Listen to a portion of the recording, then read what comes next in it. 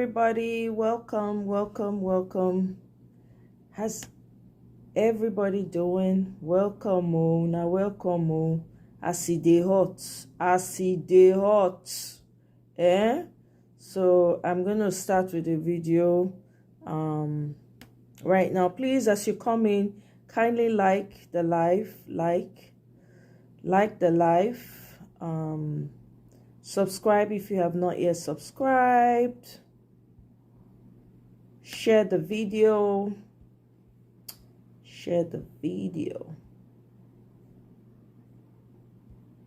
Okay. So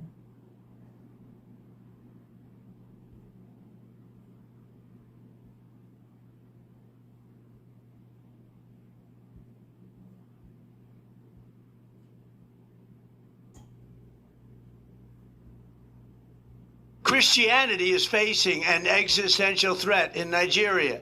Thousands and thousands of Christians are being killed. Radical Islamists are responsible for this mass slaughter.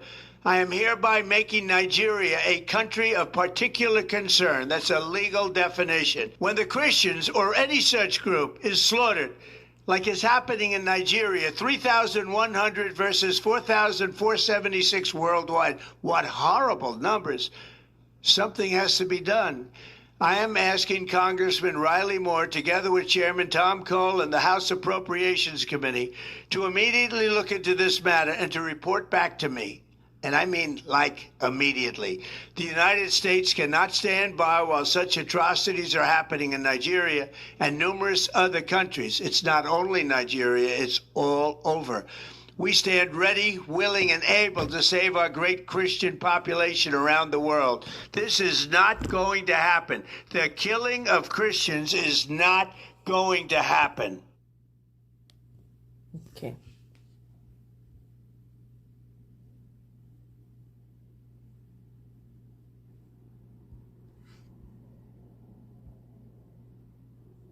Christianity is facing an existential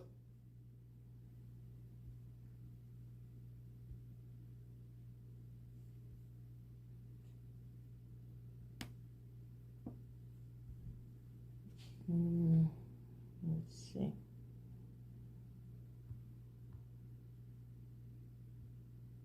Wherever you're watching from, as an Urobo boy.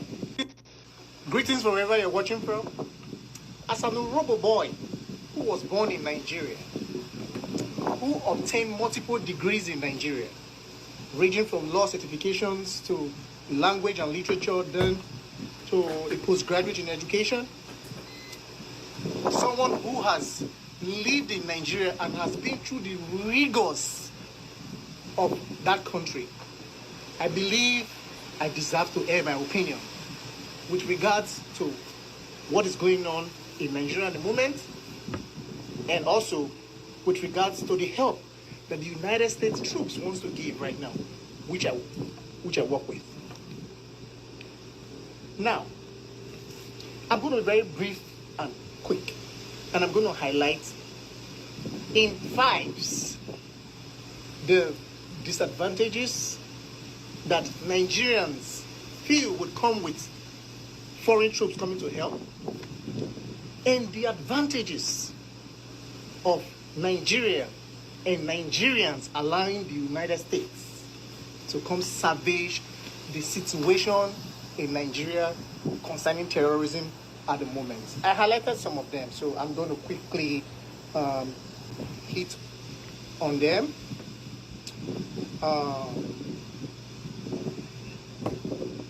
So the first I highlighted here is one of the basic fears that Nigerians have is loss of sovereignty.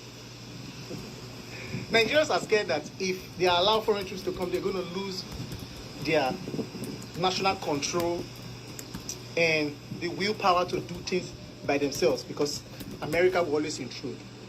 Secondly, Nigerians are scared that the conflict is going to worsen, that American troops coming in is going to worsen the situation on ground. 3, Nigerians are also scared that there will be foreign exploitation. And of course, America will come with their own political interests. They will come for the oil, they will come for the mineral resources. We're going to get through it. Number 4, Nigerians are scared that there will be civilian harm. That in the process of trying to salvage the situation, kill terrorists and thereabouts, civilians will be hurt. Okay? Then lastly, Nigerians are scared that there will be government dependency. That Nigerians will continually be dependent on America for everything. All right. Those are genuine concerns, okay? Of course, every help comes with some level of compromise everywhere in the world. But let me also highlight very quickly the 5 basic benefits Nigeria is going to get if they allow America and American troops to come save the situation of the day. 1, enhance counter-terrorism capabilities. Do you know what it is for Nigeria to have access to the United States intelligence? Do you know what it is?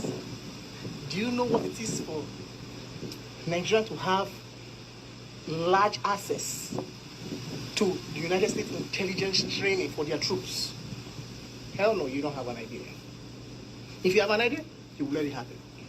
Because if America gets involved, the defeat of Boko Haram and the likes, according to how my commander-in-chief described it, is going to be vicious, it's going to be quick, it's going to be sweet. It's going to be gone in a short while. I promise you. Yes. Secondly, professional military training. Of course, Nigeria has been getting some foreign training support from England and the rest of them. Do you know what it is for Nigeria to have training from the United States in addition to what they already have? Because American troops are going to be on ground for some time, it's going to be a lot of benefits for Nigeria. 3, improve regional security. See, anywhere America build their base, of course they will want to keep it safe and secure. They also want to put measures on ground to make sure that such insurgencies don't continue to exist. Do you understand? Because they're going to put machineries in place. Except, of course, that the country they're trying to help sabotages the effort of the US, like it happened in other places. America currently has bases in Poland, Germany, Romania, the likes of it. Those countries are enjoying the benefit of the presence of the United States there. The United States will not come for your oil because America has more than enough already. The reservoir is too big. Oil is being produced in this country too. So the truth is that the time that America has craze for acquiring mineral resources from other countries has depleted. Yeah. The true intention of coming in right now is to really help. Then also, apart from that, there will be strong diplomatic and economic ties. All those red tapeism that we used to go through to acquire those little aids that we seek, that we always need from foreign countries like America, will be reduced. There will be easy access to these things. We cannot deny the fact that we don't need help. Then, finally,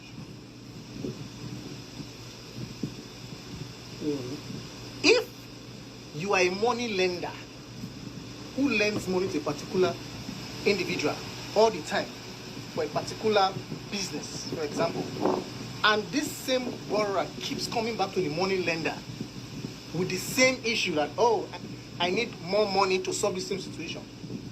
And this same money lender, this borrower, has been unable to pay back the money they've been borrowing. As the money lender, what will you do?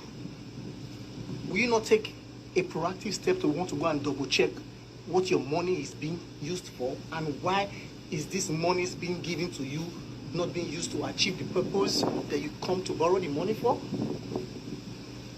This time around, America really wanting to know what is going on is an attempt to want to find out why all the help and the financial aid they've been giving is not yielding the results the monies have been collected for.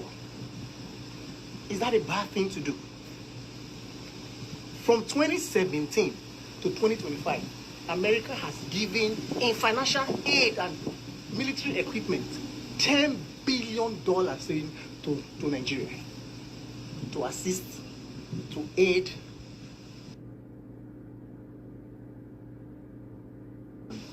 of terrorism in Nigeria. Why is it not yielding effect? Why is the money is being borrowed not yielding the results for which the money is being borrowed? To be very sincere, make I tell you the truth.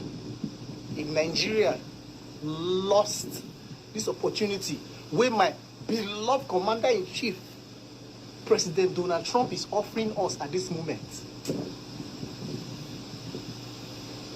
like you said, not finish, Oshike now, it will be hard to bounce back from it, because it is clear that there is no good intention on the part of people who are in charge of the affairs of this nation to want to end the situation, because it is obvious that these guys keep making money yearly from over-bloated budgets on security and insecurity. We see it every year. So what makes you feel that anything is going to change? I have family in Nigeria. I have siblings in Nigeria. I want everybody safe. My plea is that the people should continue to seek, to clamor, and wish that this help that United States troop is willing to give at this moment is taken before it's too late. Kokori boy to the world. West Amish signing out.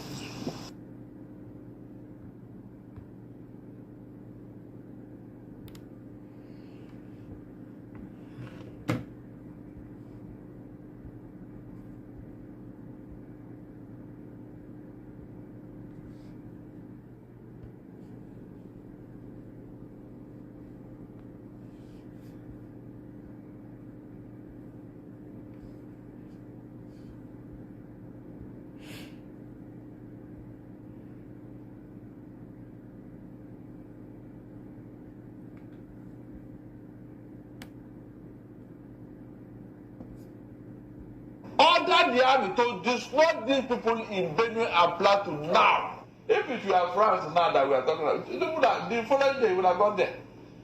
But you are now know that with what we are hearing from America and Tinubu, it will not be easy for even Tinubu to go there. Donald Trump wouldn't want to see him. Take it from me. I remember King Professor Bolaji Akiyemi warning Tinubu that, look, whatever you do in your presidency, don't offend Donald Trump. That means they have intel that Donald Trump doesn't like Tinubu. So how will he now be willing to go and meet such a person? Look, what I expected from Tinubu is this. Start in-house cleaning.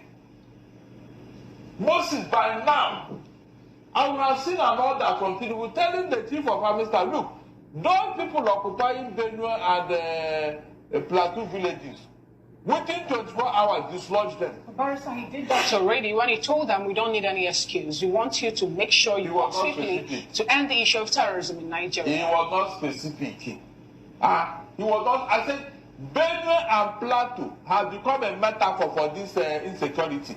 How can foreign people, the government even said that they don't know where they come from, and you allow them to take over villages of your own people? And these people are living in IDP camp for 10 years now. This is where I want him to start. Mr. Tinubu, order the army to dislodge these people in Benue and Plateau now. Looking at the fact that... I think from there, Donald Trump say, yes, something is happening here. Looking at the fact that Nigeria, at this point in time, have so many of these terrorists now everywhere. They have infiltrated most of the nooks and crannies of this country. How do you then think it is going to be possible for them to end it just in 24 hours? Oh my God, start from somewhere. Because today, again, we learned that some persons were killed in Benue State when they were in France. Look, when and other weapons were using. When you scorch a snake, it won't die immediately. It will still be, struggling for life, but eventually it will die off. Now, when these terrorists heard of what Trump said, do you know that some of them started leaving Nigeria? So they said that Chad had to close their border. Said, no, you will not come here. Okay. Eh? Right. So the president ought to do the same thing. Mr. Moses, if you have a president that have the audacity and the prestige of a Donald Trump, all you needed to do, order. Give them back. Look, you people, you are terrorists or whatever. Within 24 hours, if you don't leave this country, I will leave it for you. All right. Just shut up that and see what will happen. Thank you so much. Have you done it? Thank you, Barrister Dalo. They've been afraid of mentioning their name. Afraid of mentioning their name. Mr. Tinubu ordered.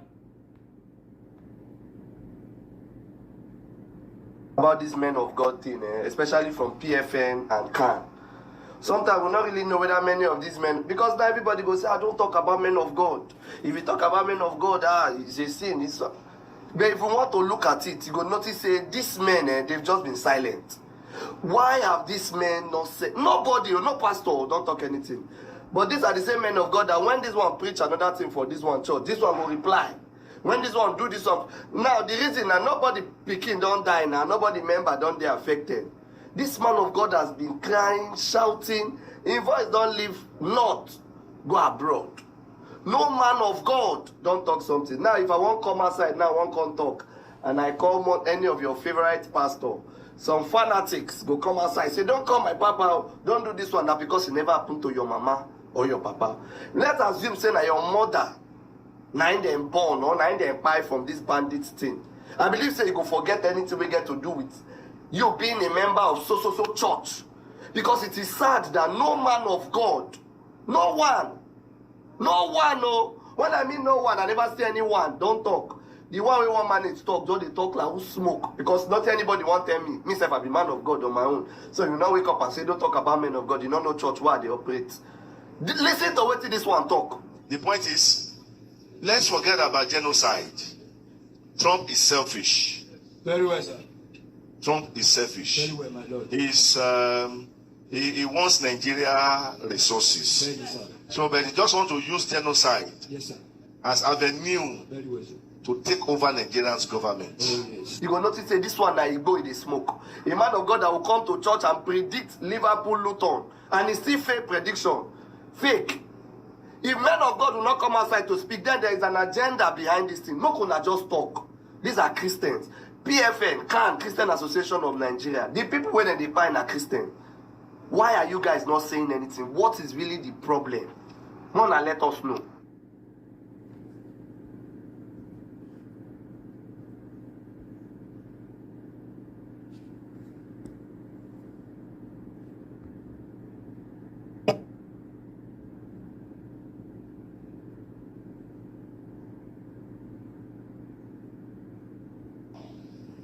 Looking at how they arrived at this to defraud the country to the sum of 300 billion.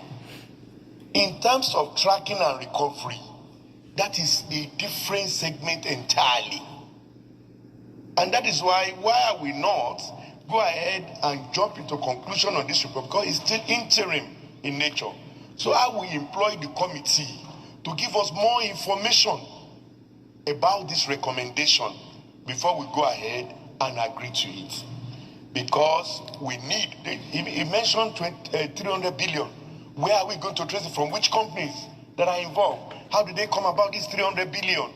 Thank you, Mr. President. Very distinguished colleague, Adiola Solomon Olamilekon, representing Ogun West Senatorial District in the Senate of the Federal Republic. Mr. President, I want to also commend the committee that handled this investigation on the interim report of the ad hoc committee on crude oil check. Mr. President, this is still an interim report.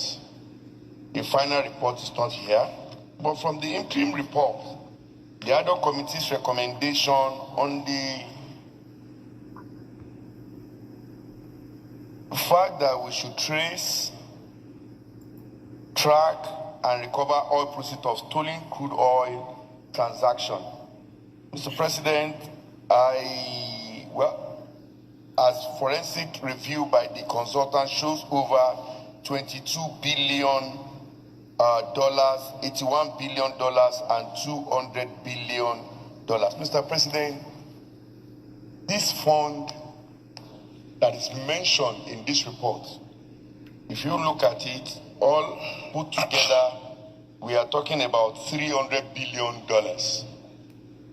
And it is expected that the consultant that handled this should come up with the detailed list of those that are involved in these kind of actions, so that we can start from there by one, looking at how they arrived at this to defraud the country to the sum of 300 billion.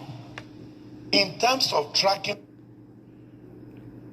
My people, welcome, greetings. I see you, my sister.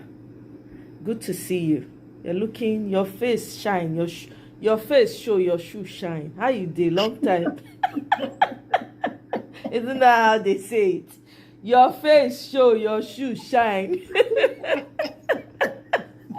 Hey, my sister.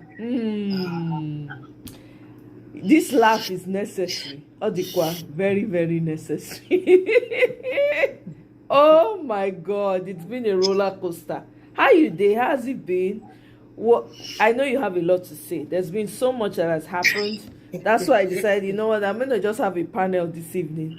Anybody that wants to come and share, talk about what is going on, because things are fast moving, things are moving sharply. I don't know if you watched the beginning of my video. That's the latest.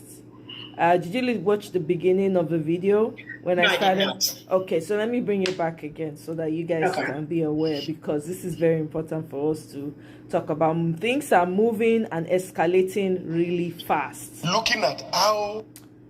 let me see. Where is this?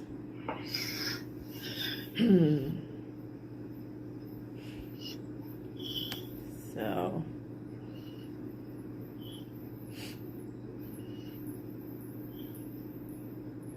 okay, there we go.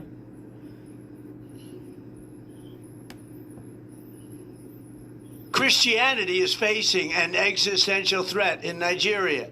Thousands and thousands of Christians are being killed. Radical Islamists are responsible for this mass slaughter. I am hereby making Nigeria a country of particular concern. That's a legal definition. When the Christians or any such group is slaughtered, like is happening in Nigeria, 3,100 versus 4,476 worldwide. What horrible numbers. Wait a minute, I wasn't sharing the video. Oh my goodness. I'm sorry guys, let me bring it forward. I thought I was sharing the video. The thing no share. Oh, I know what I did. I did something wrong. Yeah. Okay, got it. All right. I know what I did. Okay. Let me minimize us here so we can hear it again. I apologize, guys. Christianity is facing an existential threat in Nigeria. Thousands and thousands of Christians are being killed. Radical Islamists are responsible for this mass slaughter. I am hereby making Nigeria a country of particular concern. That's a legal definition. When the Christians or any such group is slaughtered, like is happening in Nigeria, 3,100 versus 4,476 worldwide. What horrible numbers. Something has to be done. I am asking Congressman Riley Moore, together with Chairman Tom Cole and the House Appropriations Committee, to immediately look into this matter and to report back to me. And I mean, like, immediately. The United States cannot stand by while such atrocities are happening in Nigeria and numerous other countries. It's not only Nigeria, it's all over. We stand ready, willing, and able to save our great Christian population around the world. This is not going to happen. The killing of Christians is not going to happen. Wait, can you see the video, Ify? Mr. Wala, I don't know why you're not seeing it too. It's on the screen. It's showing. I don't know. Is anyone else not seeing the video? Or maybe you're catching you maybe you haven't maybe move your what's it called? Maybe So they don't need to see the video. They can listen to Donald Trump anyway. You don't need to yeah, see I'm them just on wondering. face. Okay, yeah, the video is showing maybe you're a few seconds behind. Maybe when I was playing the video, probably restart. Go ahead. If I know you have something to say, go ahead. Let's talk. Where do I even start? Good evening. Good evening. Welcome. Where do I even start? Okay, first of all, do we have a Christian genocide in Nigeria? Yes. However, it's not something that just started today. This has been going on for a long, long time. Remember what happened to Deborah? Remember what happened to that woman, the RCCG woman? We're not even talking about what's going on, what happened in churches and the churches that were burned down. But there is more to what Donald Trump is saying, which we don't know. I don't know. And suddenly, he just woke up and, started, But at least Nigeria, he said, is a country of particular interest, which is true. Did he lie? No. Is Nigeria not a country of particular interest? It is. Every time, there is no day you turn on any Nigerian channel or TV or anything that somebody's talking about insecurity. Every social media is somebody spying here or they're kidnapping somebody here and there. So why are we pretending that he is lying? People are talking about natural resources. Chinese companies, they are in your country, stealing your mining, your natural resources. Even these Americans you are accusing of, they are after your natural resources. They're already here. So what are you guys talking about? Okay, we have oil. If I may ask, what are we doing with the oil money? The last maybe a few days, Tinubu has borrowed about 2-point-something billion. Or I think 2.5 billion or something. I think he borrowed 1.5 and now borrowed another 1 billion. Nobody can even keep track of all this money they are borrowing. We can't even keep track anymore. The question still remains, what are we doing with this money? It took Trump to threaten Nigeria before they will come and show us on social media. We arrested these people. We buy these people. This and that. If that's what it will take to liberate Nigeria, so be it. So be it. In a situation like this, we haven't heard our president address the nation. Tinubu needs to be addressing the nation every day, every day, every day. So when I see your leaders come on national television to disgrace themselves, to talk about Americans, anyway, my thing is that most of the people that are criticizing them, I bet you they don't have visa to go to America. Or they are not American citizens, trust me. They don't have any connection, so they can say anything they want to say. But let's understand it, that this administration is the worst in the Nigerian history. We have never seen this kind before. I can't believe that we'll be here celebrating Buhari. I never imagined that we'll be here hailing Buhari. Look at our country. People say they are selling your resources. Have you seen it? Other than in the hands of few. And who are the hands of few? The politicians, the elites. I understood that we no longer even have oil because they've used your bunkers and everything to borrow money. For those of you talking about natural resources, if you have the natural resources, why do you people keep borrowing and borrowing and borrowing? Why? It's literally every week or every other week. IMF or World Bank will loan Nigeria money. What are they doing with all this money? They share it among themselves. Or they will tell you they shared 5,000 naira to how many million citizens. And you people are there fighting each other, calling Americans, calling Trump's name. First of all, I know that Trump is not going to invade Nigeria. That is number one. That one for sure. I know that he's not going to invade Nigeria. But they need to sit up. Tinubu needs to sit up. Trump is not going to sit down and have a meeting with Tinubu. It's not possible. I don't think it will happen. I might be wrong, but I don't see that happening. On what ground? When he called, I think, some 5 African leaders, he did not call you. Is that not a slap on your face? You are giant of Africa. After all, he's supposed to be the one that they will be consulting. Before anything is done, they will come, pay homage to you. He did not even acknowledge you. That wasn't a red flag to you guys. But he called Senegal, Ghana, and all those small countries. Giant of Africa, but you don't have giant of anything. Look at Namibia. Yes, in Namibia, woman president. She has brought down their loan, their debt. She has significantly reduced their debt. But we are busy borrowing. Other countries are busy reducing their debt. You remove fuel subsidy. What are you people doing with the money? And like I always say, we are not yet ready. When we are ready, we will rise up. We will rise up. Reno Mokri went to Turkey and told them that we don't have no Christian genocide. Yes, we do. Christians are buying, Muslims are buying. But why should anybody even buy for any reason? For any reason, why should anybody lose their life for no reason? You can't even travel. Not everybody can afford to fly. Not everybody can afford. So when you're traveling by road, everybody will be like, oh, be careful, be careful. What kind of country is that?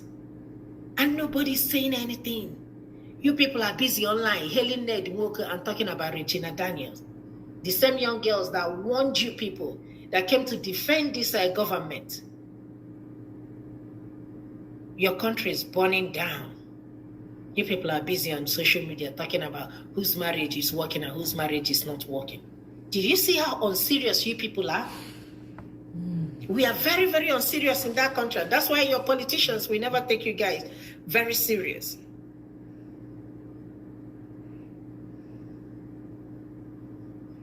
You don't take anything serious at all.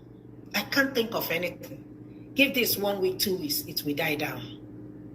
And nobody will hear about it again. 1 month, we'll be talking about something else. And guess what? We will move on as if nothing happened. We have gold, we have lithium. We're not even talking about oil. We have so many natural resources. But you look at our roads. The only thing I've seen politicians campaign in Nigeria with is roads. Roads. And you ask yourself, this road, is it unfinishable? In the sense that every administration that comes in, they will tell you that they're going to fix the road. In this country, they don't fix it. They maintain the road. They maintain it. But we are constantly, they will build a road and we will clap for them. When the next administration comes, they will tell you they will build the same road and we will clap for them. When you talk, people in Nigeria, they, he's working. He's doing the best he can. Seriously? Your money? He's doing the best he can for building roads. What is the quality of life? We are the poorest country in the whole world. Poorest country in the whole world. We have in the top 10 richest pastors. We have 5 pastors on the list, top 10. Then the richest churches, we are nowhere to be found. But we built the biggest auditorium. What are we even praying? You see, if prayer works, believe you me, Nigeria will be the best country to live. Go and look at all the countries that praise the Lord. Go and look at them. Afghanistan, Ethiopia. Go and look at them. They are the poorest countries in the whole world. And one pastor will come and tell you, you must pay tithe. If you don't pay tithe, you won't make to heaven. The same group of people that tried to topple Jonathan, now we can't even hear their voice. I haven't heard Adeboye said anything. Onyedepo we talk here and there. What's his name? Enenche we talk here and there. Suleiman we talk here and there. Where are your Khan and PFN? Where are they? Where are your so-called bishops? The one they call Ayodele or whatever his name is, will be busy calling Peter Obi will never be president. As if Peter Obi is the problem of Nigeria. You people that are there calling Peter Obi's children will never suffer the rest of their lives. Understand it, know that, and know peace. Until you people begin to understand that he only has 2 children. Me and you, that we are so poor. You have 10, 10, 8, 8, 5, 5, 4, 4. You cannot even afford to train, cannot even afford to feed. Peter Obi's kids are set for life. But you are on the altar talking about Peter Obi. Eh?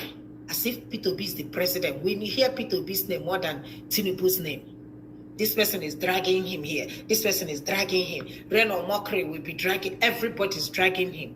One person. And he's still standing tall. Eh? He's still going around speaking, engagement, speaking. But your president, we can't even hear him. Let our president grant life interview. I have never seen him grant life interview.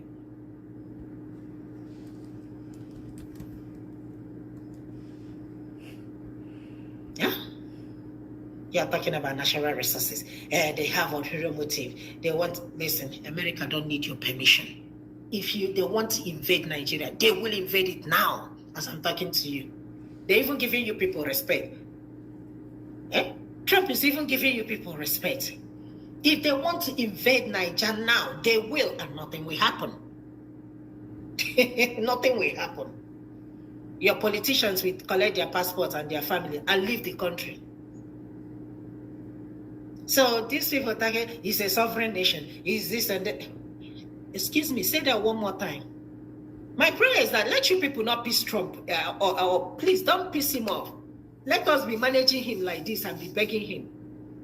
Don't piss him off. I don't think he's going to invade Nigeria, but you never know what you're going to get. When it starts, all of them now will shut up. I mean, we're a sovereign nation. You're a sovereign nation, but you are slaves to your politicians.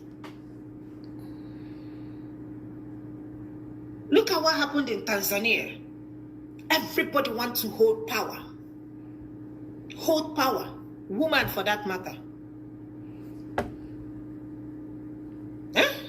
Woman for that matter.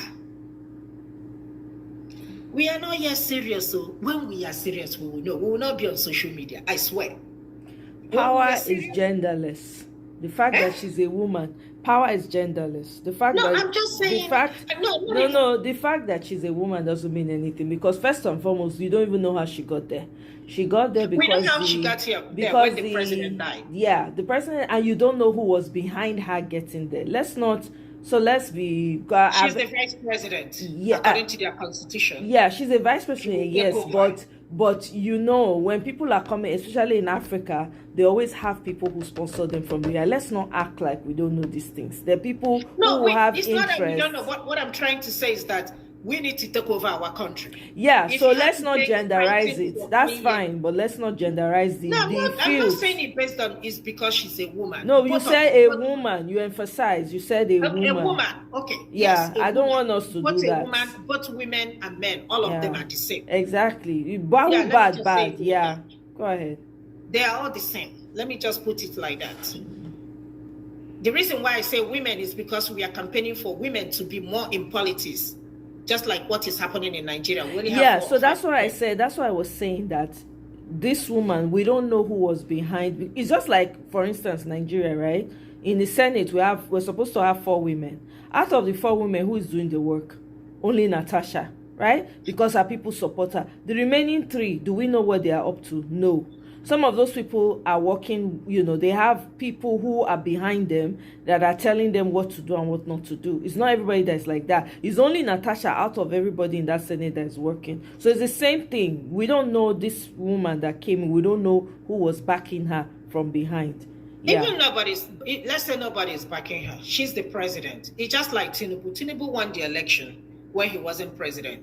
Tinubu did not rig the election. Let's understand that. Buhari rigged the election for him. Let's understand that, because Tinubu wasn't the president when he won the election. So for that rigging to happen, Buhari must have known about it and in support of that. Let's get it clear. Yeah, but that was part of their plan. There's no way Buhari would have done it. Yeah, so to say that is Buhari, no. It is T-Pain was part of the whole thing. Remember when he came out on the campaign ground, he was calling out Buhari's name. Buhari, because they've already, let me tell you, Tinubu helped Buhari to get into power. Let's first of all get that straight. It's turn by turn. That's what I'm saying. It's turn by turn. So yes, even though Buhari he was there. His hands were tied because he already did a favor for Tinubu, and the plan was for Tinubu to take over. So both of them. I disagree, because if he has wanted this country to work, not to rig the election, that election will not have been rigged. But like you said, it's part of their plan. So that's why I said that he rigged the election for Tinubu. If he has said, no, I'm going to do the right thing, nothing will happen. And that's why Tinubu continuously go to pay homage to Buhari's family. So turn by turn, we all know that. It was what, in fact, even before Tinubu started this election, if you remember, the first thing his wife did was to resign. That was when I started looking at them like, what is fishing? Why did she resign? So this thing has already, all these things Tinubu was talking about on campaign trail, it's just to confuse us. Now we're beginning to realize it. If not, tell me a reason why his wife will resign. All these things we are planning. But anyway, that is by the way. I'm speaking to Nigerians. My fellow Nigerians, when we are ready to take back our country, it's now, we don't have to wait for 2027. We don't have to wait for 2027. I hear people say 2027 election is Nigerians versus the elites. Are you people okay? Are you people okay? It's not Nigerians. If you want to do anything, you have to start now. When Peter Aka is going around talking about electoral reform, that is not the problem. That is not our problem. Because you can do all the reforms that you want to do. Look at our judiciary system. You can do all the reforms you want to do. But there are people, the owner of the country, the owners, the people that own that country called Nigeria. They will be the person to decide. Even with this new INEC chairman, to me, it's a pure waste of time. It is a pure waste of time. You think if somebody else wins the election, that he's going to announce it? No way. I don't think so. This is the same thing Mahmoud did to us. Told us everything that Beavers is going to work and this and that. This man told us that he's going to tell us why the Beavers did not work. You think it's possible? It's not possible. Forget about it. When we are ready, we will be on the street protesting. You saw what Tanzania people did. We are more than Tanzania people. I'm not saying destroy people's property. That's not what I'm saying. I'm not in support of destroying people's hard-earned money and living. But when I mean shut the country down, I mean shut the country down. Nobody will leave. We buy here. If American can threaten Nigeria, do you think that Nigerians have the mental and emotional capacity to take back? We don't. They don't have it. They've been beaten down. Yeah, go ahead. They're afraid of dying. They're afraid. No, we don't. We don't even. That's why I keep saying we are not serious. Until we are serious. Okay? Until we are serious. But for now, let us enjoy our country the way it is. No, but I think that I think something has happened with Nigerians. Even though I'm not trying to make excuse, but let's talk about that for a minute, right? The way Nigeria is, politicians have used the people to play politics. They have demoralized the people. They have made them poorer than ever before. Those who even have the capacity to speak up, they pick them up, they lock them away, you never hear from them again, right? Yes. And then when that happens, people don't come out to resist and say, no, you can't lock up our people for speaking. It's only in recent times that you see, okay, people are even trying to step up, but a lot of times there are people who are speaking up that we don't know, that are probably not on social media.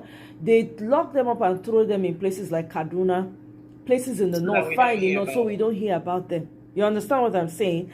And then when you have all this evil going on, and the people are also scrambling to try and make ends meet, they're trying to look for food, there's no water, they're their own government, right? And things are worse now than it was 20 years ago.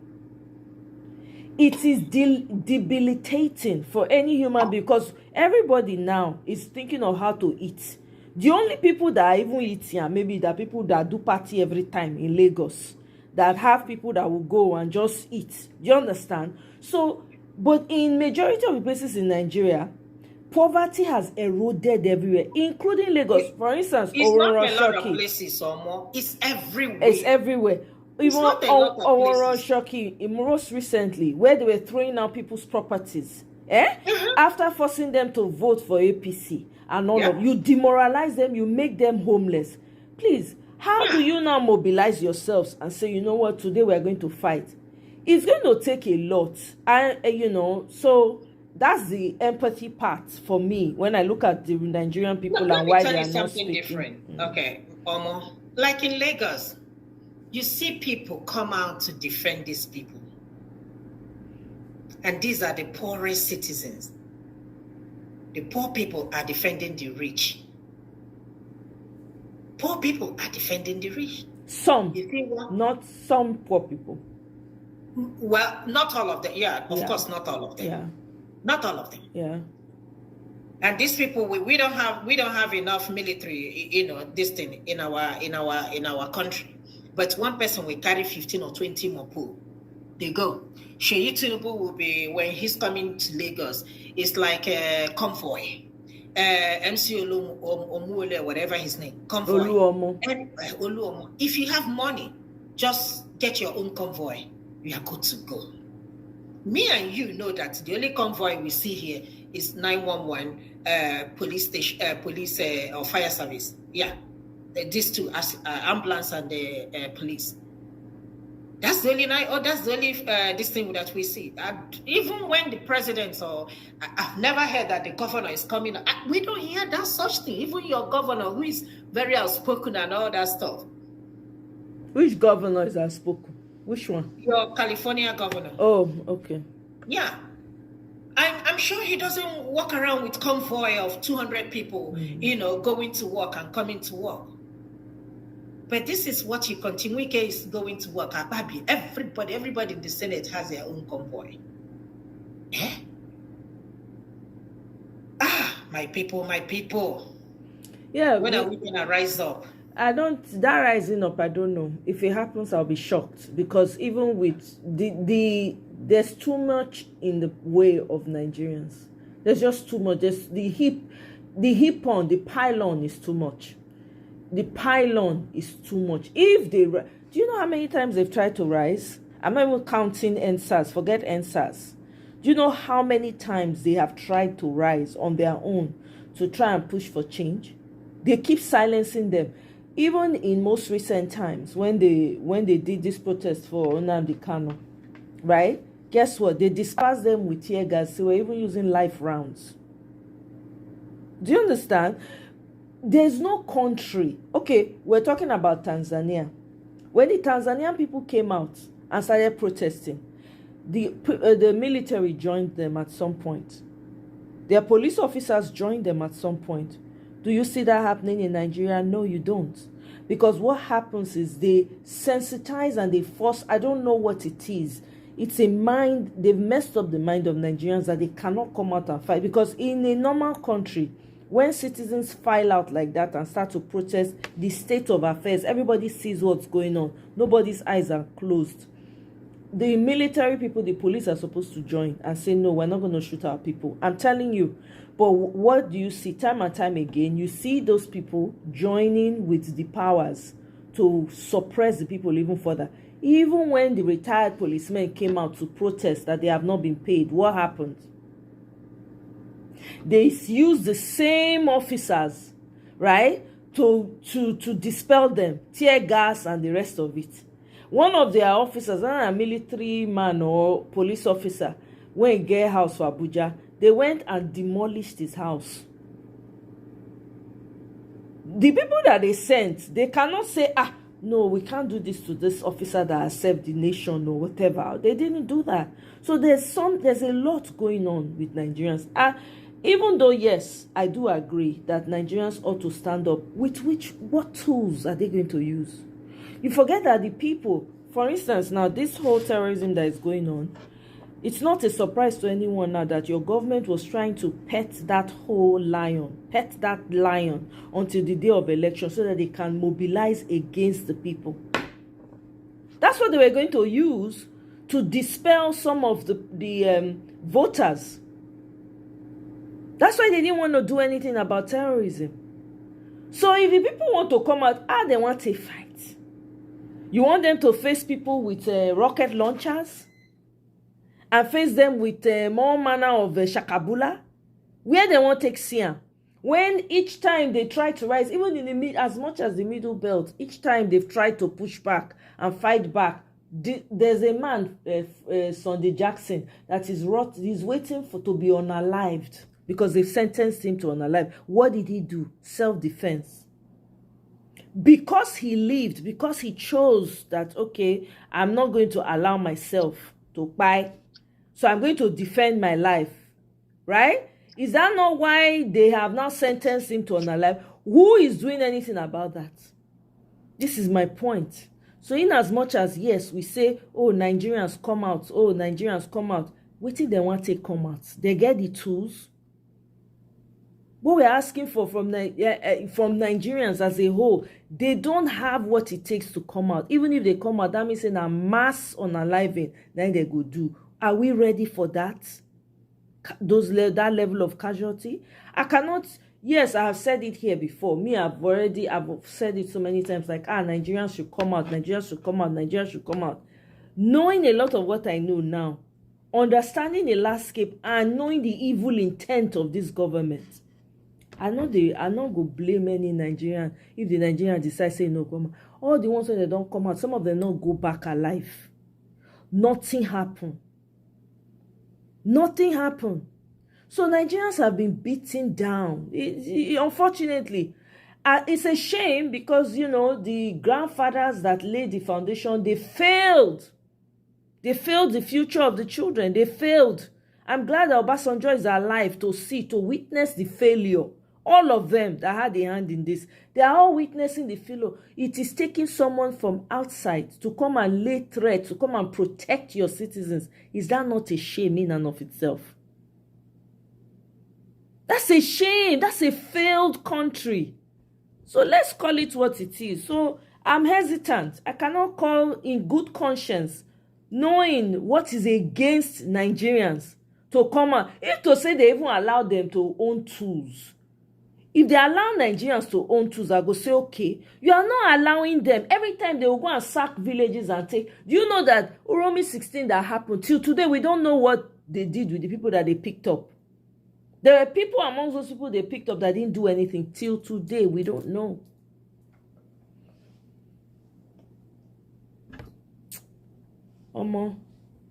Nigeria matter, I don't know. For me, personally, there's no...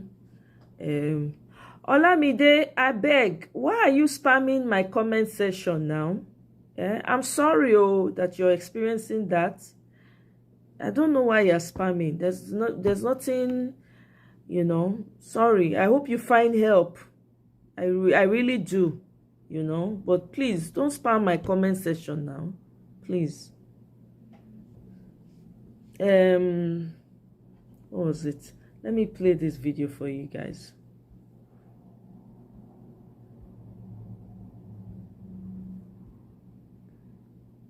Did you want to... Okay, no.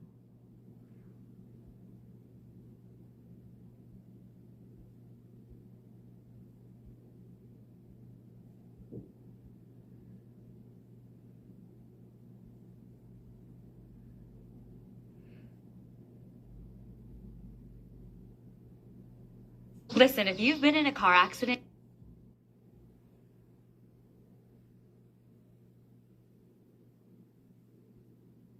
Making Nigeria a country of particular concern but that is the list of it. It also ain't just a start. This is the list.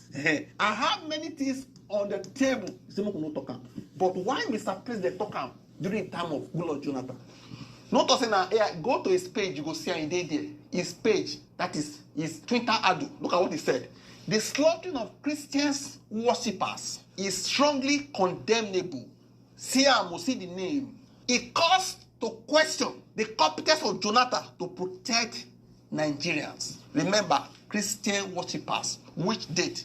2/14. So what is all the different now? Hello! I know say you don't hear the news. They say, updated, Trump declares Nigeria country of particular concern. Nigeria is a country of particular concern over Christian genocide claims.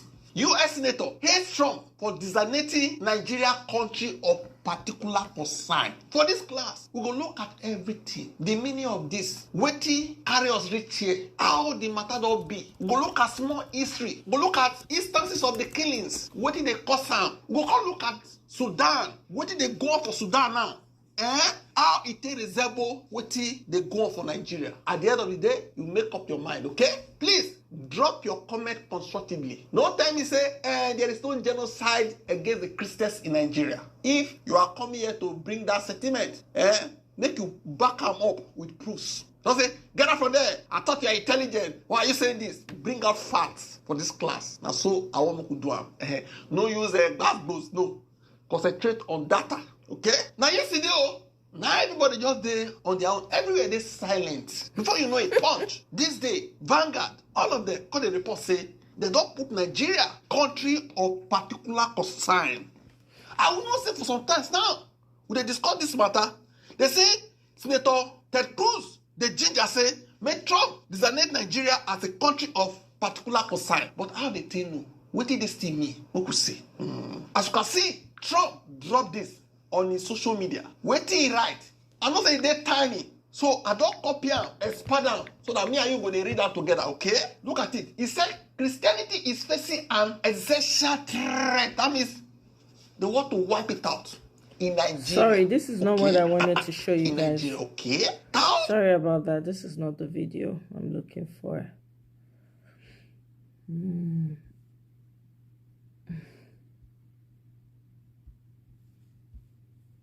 What is going on?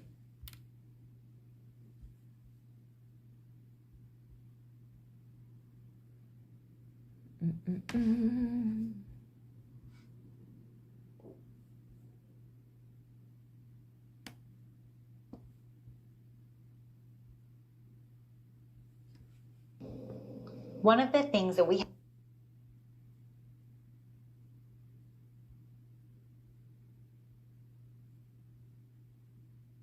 war. Remember, Trump talk say, make it get ready, make them prepare. Look at what he said. He said, yes, sir. The killing of innocent Christians in Nigeria and anywhere must end immediately. So our message to these foreign terrorist organizations is we will treat you like we have treated Al-Qaeda. We will find you, we will map your networks, we will hunt you down, and we will kill you. We know exactly who these people are. We know what networks they work with, what foreign terrorist organizations they're a part of. We know where they're going, where they originated from, what they're carrying. And they know we know. So the Department of War is not going to degrade or just simply arrest. We're going to defeat and destroy these terrorist organizations. This is the man. To save lives and stop genocide is to grant Nigeria's Christians out his right for self-determination.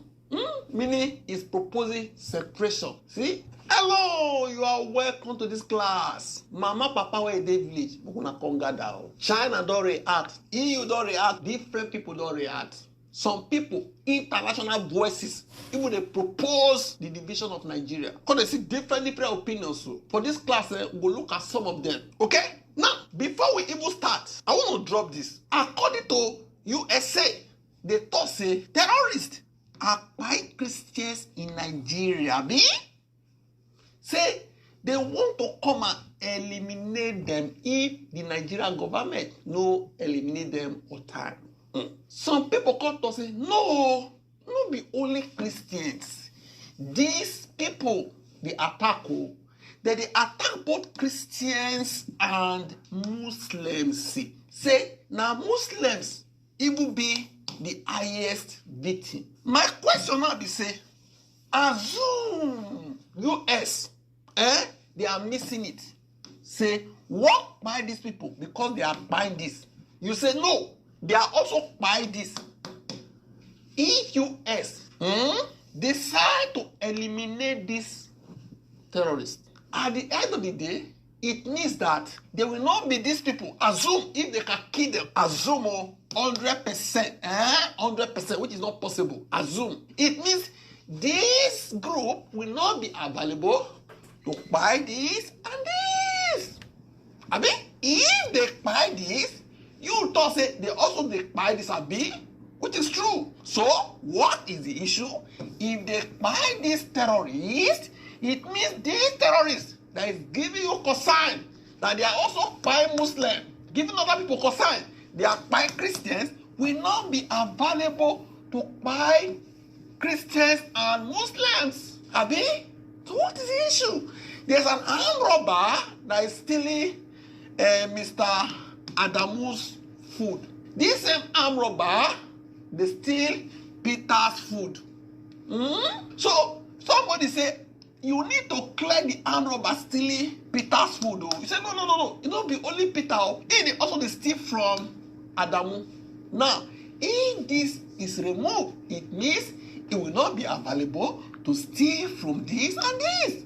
If their motivation is because of the Christians, for me, if I were you, go and eliminate them so that they will not be available to buy this. Unless you are stylishly sympathizing or sympathetic with these people. Just like this man, a former house member of Borno State, care what he won't talk. But you cannot just sit down watching them to do whatever they feel like doing simply because they are professionals. You cannot talk to them. Give them targets. During Jonathan, we brought mercenaries. They were about to finish Boko Haram. But because of our complacency and personal aggrandizement and personal interest, we asked them to go back. And we are still battling with the issue.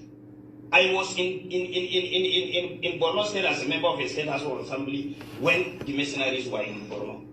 There were less than 30. They operate in a place like this. Everybody with a laptop before him, observing what is happening in the bush. The moment they discovered an enclave, they will be able to identify how many weapons do they have, what kind of weapons are they using, how many AK-47 do they have, how many explosives do they have. They will take only 3 or 4 people in a chopper, go and clear everything. They will snap pictures before clearing them and bring back HB. We are about to finish it. And because of interest, personal interest, that if we allow mercenaries to finish this thing, we are not going to get anything. How much was the bill given by the mercenaries? Even Russia is employing mercenaries to fight for them, isn't it? Are we stronger than Russia? Is there anything wrong if you can bring somebody that can fight for you? There's nothing wrong in that. So I'm sorry if people are saying that National Assembly is not doing the needful, National Assembly is not providing the enabling laws. We have provided all the enabling laws. The enforcement of such laws is not ours. If government is not ready to implement, there is no way we can compel government. The only thing we can advise government. If government refuses to do it, there is no way you can force them. Because they have the machineries for implementation. You do not have. You know, it was there was a time they almost eliminated all the terrorists, but they had interest. They can't frustrate their efforts unless that is your desire. You are sheikh, you are whoever you call yourself. Maybe that is there's something you are protecting. You like them, the way they buy. There's something you are protecting, but you never talk out. Maybe after 5 years, 10 years, just the way he talked, you will also talk your own. That's what I see. Now, people see the reactions when they react globally. Hey, did you know that SMUD is now paying Sacramento homeowners thousands? First of all, we'll start from Department of State. Okay? Look at that one. This is like Aso Rock releasing press statement. Listen to her. As the president stated, Michael, if the Nigerian government continues to allow the killing of Christians, the United States will immediately stop all aid and assistance to Nigeria and may take action to wipe out the Islamic terrorists who are committing these horrible atrocities, especially against innocent women and children. I don't have any further announcements on that for you today, but I can assure you the President of the United States is watching this situation unfold very closely, as is our Secretary of State, Marco Rubio. Now, what is the situation? For the past 24 hours, or let me say 48 hours, for us, Twitter, people don't allege Mokpa in Benue. As you can see here, even this person, he said, I am sorry to share harmful photos, but this happens every day. Reporting say there were warnings of roaming Fulani militants, and attacks began yesterday. Pray for Benue and Middle Belt. Pray for Nigeria. Pray for the Christians. They say this is fresh. Attack is currently going on in Awule, in Ohimini local government area of Benue State. Look at how these children were massacred. Oh Lord, have mercy. And not show you the pictures. Here. Listen to this guy. This attack that is currently happening at Awule, you mean the local government area of Benue State. See, let me tell you guys something. I spoke about this same thing that is happening now, where they happen for this village. I spoke about it in August. That a small thing being happen, they get some kind misunderstanding. I spoke about it and I told them that these guys will come back, and they said it, that they will come. They said it, that they will come, and I spoke about it online.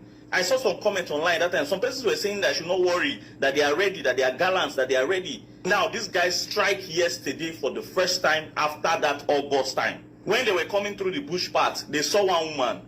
When they saw the woman, what did they do? They say, make the woman give them water. As the woman give them water with they drink, they collect the woman cutlass. They ask the woman, say she don't marry. She say she no get husband. Then they say, okay. Say, make she go. Go tell people, say, then they come. She go village, go tell them for Awule there, say, she see these headsmen, see these headsmen, say, them they come. Then what happened last night? Now these people attack. Now they gunned down people. That same yesterday, a lot of persons were missing. But what if they took what the woman said seriously? You hear them so? They are still buying people, That's why Trump said, move fast, move fast. For me, anybody where was save person, where want make the next person live, where want prevent the next death, the next torture, that person should be supported. I don't know how you look at, unless you like all these type of things. Assume they are your children. Assume na your friend. Assume na you. Assume na your brother. Assume na your sister. Assume na your wife. What do you think? How you go feel? Now, look at this guy, Peter Essent, United States Secretary of War, which is equivalent to Minister of Defense, Nigeria. Remember, Trump talk say, make it get ready, make them prepare. Look at what he said. He tweeted this because Trump said, get ready, prepare. We will look at it. He said, yes, sir. The killing of innocent Christians in Nigeria and anywhere must end immediately. The Department of War is preparing for action. He is preparing for action. We are not joking, okay? Look at this video I saw online. It might not be about terrorists in Nigeria. Generally, look at what he said. So our message to these foreign terrorist organizations is we will treat you like we have treated Al-Qaeda. We will find you, we will map your networks, we will hunt you down, and we will kill you. And you've seen that evidence in the maritime domain, whether it's in the Caribbean or in the Pacific with the last two strikes. We know exactly who these people are. We know what networks they work with, what foreign terrorist organizations they're a part of. We know where they're going, where they originated from, what they're carrying. And they know we know. And that will soon start to change the calculus of these boats. So the critique of this is, of course, as often is the case, wrong. We know our authorities. It's locked tight. And we're going to treat them like foreign terrorist organizations on the offense. So the Department of War is not going to degrade or just simply arrest. We're going to defeat and destroy these terrorist organizations to defend the homeland on behalf of the American people, making the jobs of law enforcement safer in the process, making the communities of Americans safer in the process. We think it's a very core mission of the Department of War, and we're proud to be here, Mr. President. Thank you very much, man. See, they know everything, where they did, who they finance them, their sponsor, the links, where did they sleep, where did they wake up. Before Trump will even drop US, they know everything. That's why some people are jittery. They are jittery because they know say they don't contribute in one way or the other. They know say they don't support tactically. They are jittery. They are not happy. Say people will be say they for the happy. Say, hey, help us eliminate them. After all, they are also killing Muslims. No. They are jittery. You know. So, now we'll look at Chinese embassy in Nigeria. Remember, before they can release a statement in Nigeria, they don't approve am for China. We'll see. Look at what she tweeted. She first of all recognized with the Apple, with the Trump talk, the thread, everything. Then they can't drop their response. And this is the response. As a comprehensive strategic partner of Nigeria, now China they talk so. China firmly supports Nigeria government in leading its people to a development path that fits Nigeria's national realities. Our national realities, whatever it is, how now want make it be. We're on a day now, which we are ready to support. Do it in your own ways. We oppose any country's interference in other countries' internal affairs, under the pretext of religion and human rights. Now, I want to use enter Nigeria in the name of religion and human rights. Okay? We oppose the wanton threat of sanction and use of force. This threat, one of the threats in Nigeria, we oppose it. Many people call react. One of them, China wants to protect those illegal Chinese miners in northern Nigeria by all means. Okay? Energy. Listen to this woman. Especially as it concerns security. You must have an enabling environment in order to do anything. So you cannot take someone that is virtually senile and another person that has been associated on several occasions with funding terrorism. That is Kashim Shettima. Kashim Shettima, we should not forget, Kabiru Sokoto. Kabiru Sokoto was one of the most wanted terrorists, and he was found and arrested in his house. Let us understand and let us not forget, this terrorism, this banditry, this carnage is not just happening by mistake. It's a multi-billion-dollar industry. A multi-billion-dollar industry because it takes a lot of money on defense budget. It has a lot to do with the sale of drugs. It has a lot to do with mining and illegal bunkering and illegal and illicit mining. And look at the areas that are generally affected by this. Take the Northeast, for instance. In the Northeast, you have the blue diamond. That is a strategic mineral. You have oil at the Chad Basin that is being explored right now, but illegally. You have Zamfara. If you go to Zamfara, Zamfara has more gold than Ghana. Zamfara's gold is being traded in Dubai and other parts of the country. There is a market called Nigerian gold in Dubai. Go and check. So who is doing this mining? Most times they are the governors, the people in power. They are the ones doing it in connivance. In connivance with foreign mercenaries. Can you remember? Have we forgotten when they said there is a no-fly zone in Zamfara? Why should there be a no-fly zone? There isn't even an airport in Zamfara. But aircrafts land and they take off from Zamfara. And let me tell you something else. In Zamfara, every container that comes from China ends up in Zamfara. You know why? Because in Zamfara, the soil in Zamfara has all the strategic minerals that you can think of. So when the containers come in from China, they land they end in Zamfara, and a bag of Zamfara soil is today sold at 5,000. So they need to displace the people to allow them to continue with their mining. I mean, it's multifaceted. You don't hear us, everybody. They protect his property for Nigeria. Interest. Okay? Now, we look at this man, a global voice on terrorism. His name might be Dr. Walid Fares. This is the man. Wikipedia, what did they know how to be? He worked as an advisor for the Republican presidential campaigns of Mitt Romney in 2011 to 2012 and Donald Trump in 2016. He don't advise Trump before.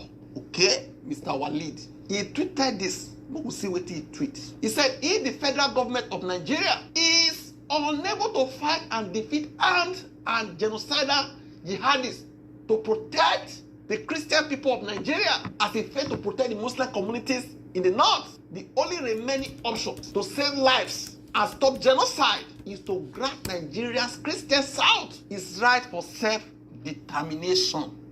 Meaning he's proposing separation. See, that's what it's about war. Before you know it, you go enter another thing. The reason why I keep saying we should push our government to move fast. May they see evidence. The arrest, when they show them. May Nigeria see who they arrest Kuru. The faces behind the crime. May they see action taken against the sponsors. Go see their face for internet. Go know them. But we see say the way when Saudi Arabia refused to allow Sheikh Gumi to enter Saudi Arabia for the things what they do for Nigeria, say you cannot carry that thing enter Saudi again.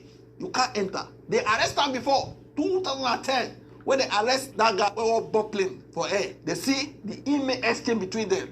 Now they arrest him that time for Saudi Arabia. Person like that is activities in Nigeria. A whole Islamic state, wherever they clap for them, say we cannot allow you. Then we see say Nigeria government, they take action against such a person. With all that, I believe say the matter no go dey as it dey like this, okay?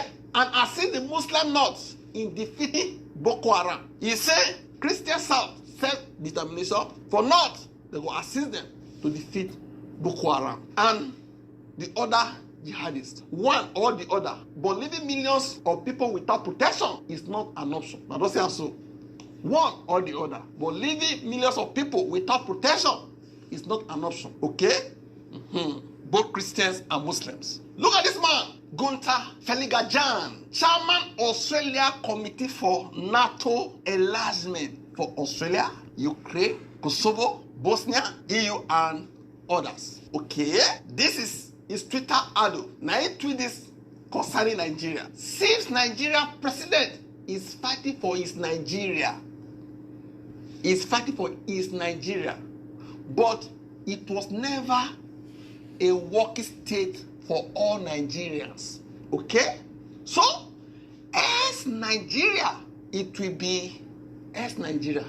Is imagining as Nigeria. You understand? They imagine. They respond to Bola Ahmed Tinubu's tweet. Look at waiting the talk. How many states should emerge from as Nigeria? If they tag Trump, they tag post Nigeria.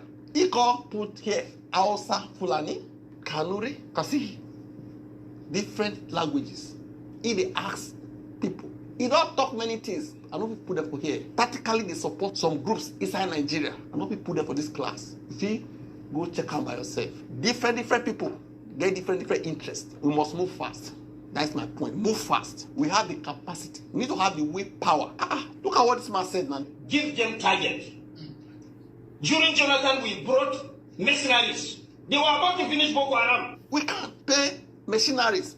We need political will. Let me say, if we kill them now, we go aggravate some people. If we kill them now, we go aggravate some sympathizer with this. Now, so are they taken.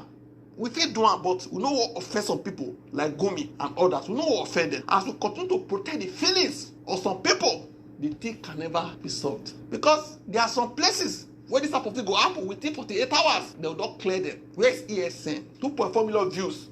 Comment 2.3K. One of the largest we don't ever get. You want it down? I don't zoom out. How many states should emerge from as Nigeria?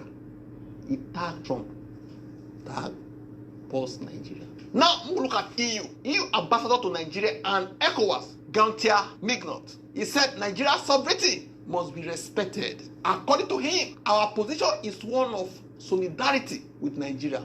Solidarity with victims of violence, with authorities working to protect citizens, and with the Nigerian people who overwhelmingly desire peaceful coexistence beyond ethnic and religious divides, he said. He continued, we also support programs on de-radicalization, demobilization, and reintegration of ex-members of non-state armed groups in the Northeast. The situation is not perfect, as in any country, but there exists a constitutional basis for the protection of human rights. Protection of human rights. Okay? It is up to Nigeria authorities and society. If they on a handle, we no go do church to stop put. As a whole to uphold and strengthen this environment of peaceful coexistence, he said. You don't say so. Don't say so. Don't say so. If US, this is here, say we are coming to eliminate the terrorists, where they come. After all, if they fight the terrorists, no terrorists to kill Christians or Muslims. And if I mean, there's nothing more to add. I have one more video. We'll talk and then wrap it up for the day, because I think I don't try for today.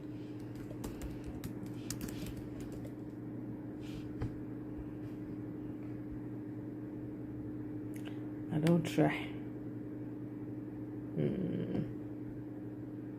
Where is this? Nope, that's not it. That's not it. That's not it.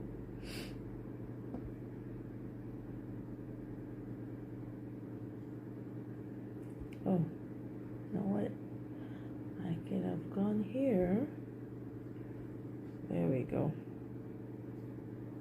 How do you get a brand new AC?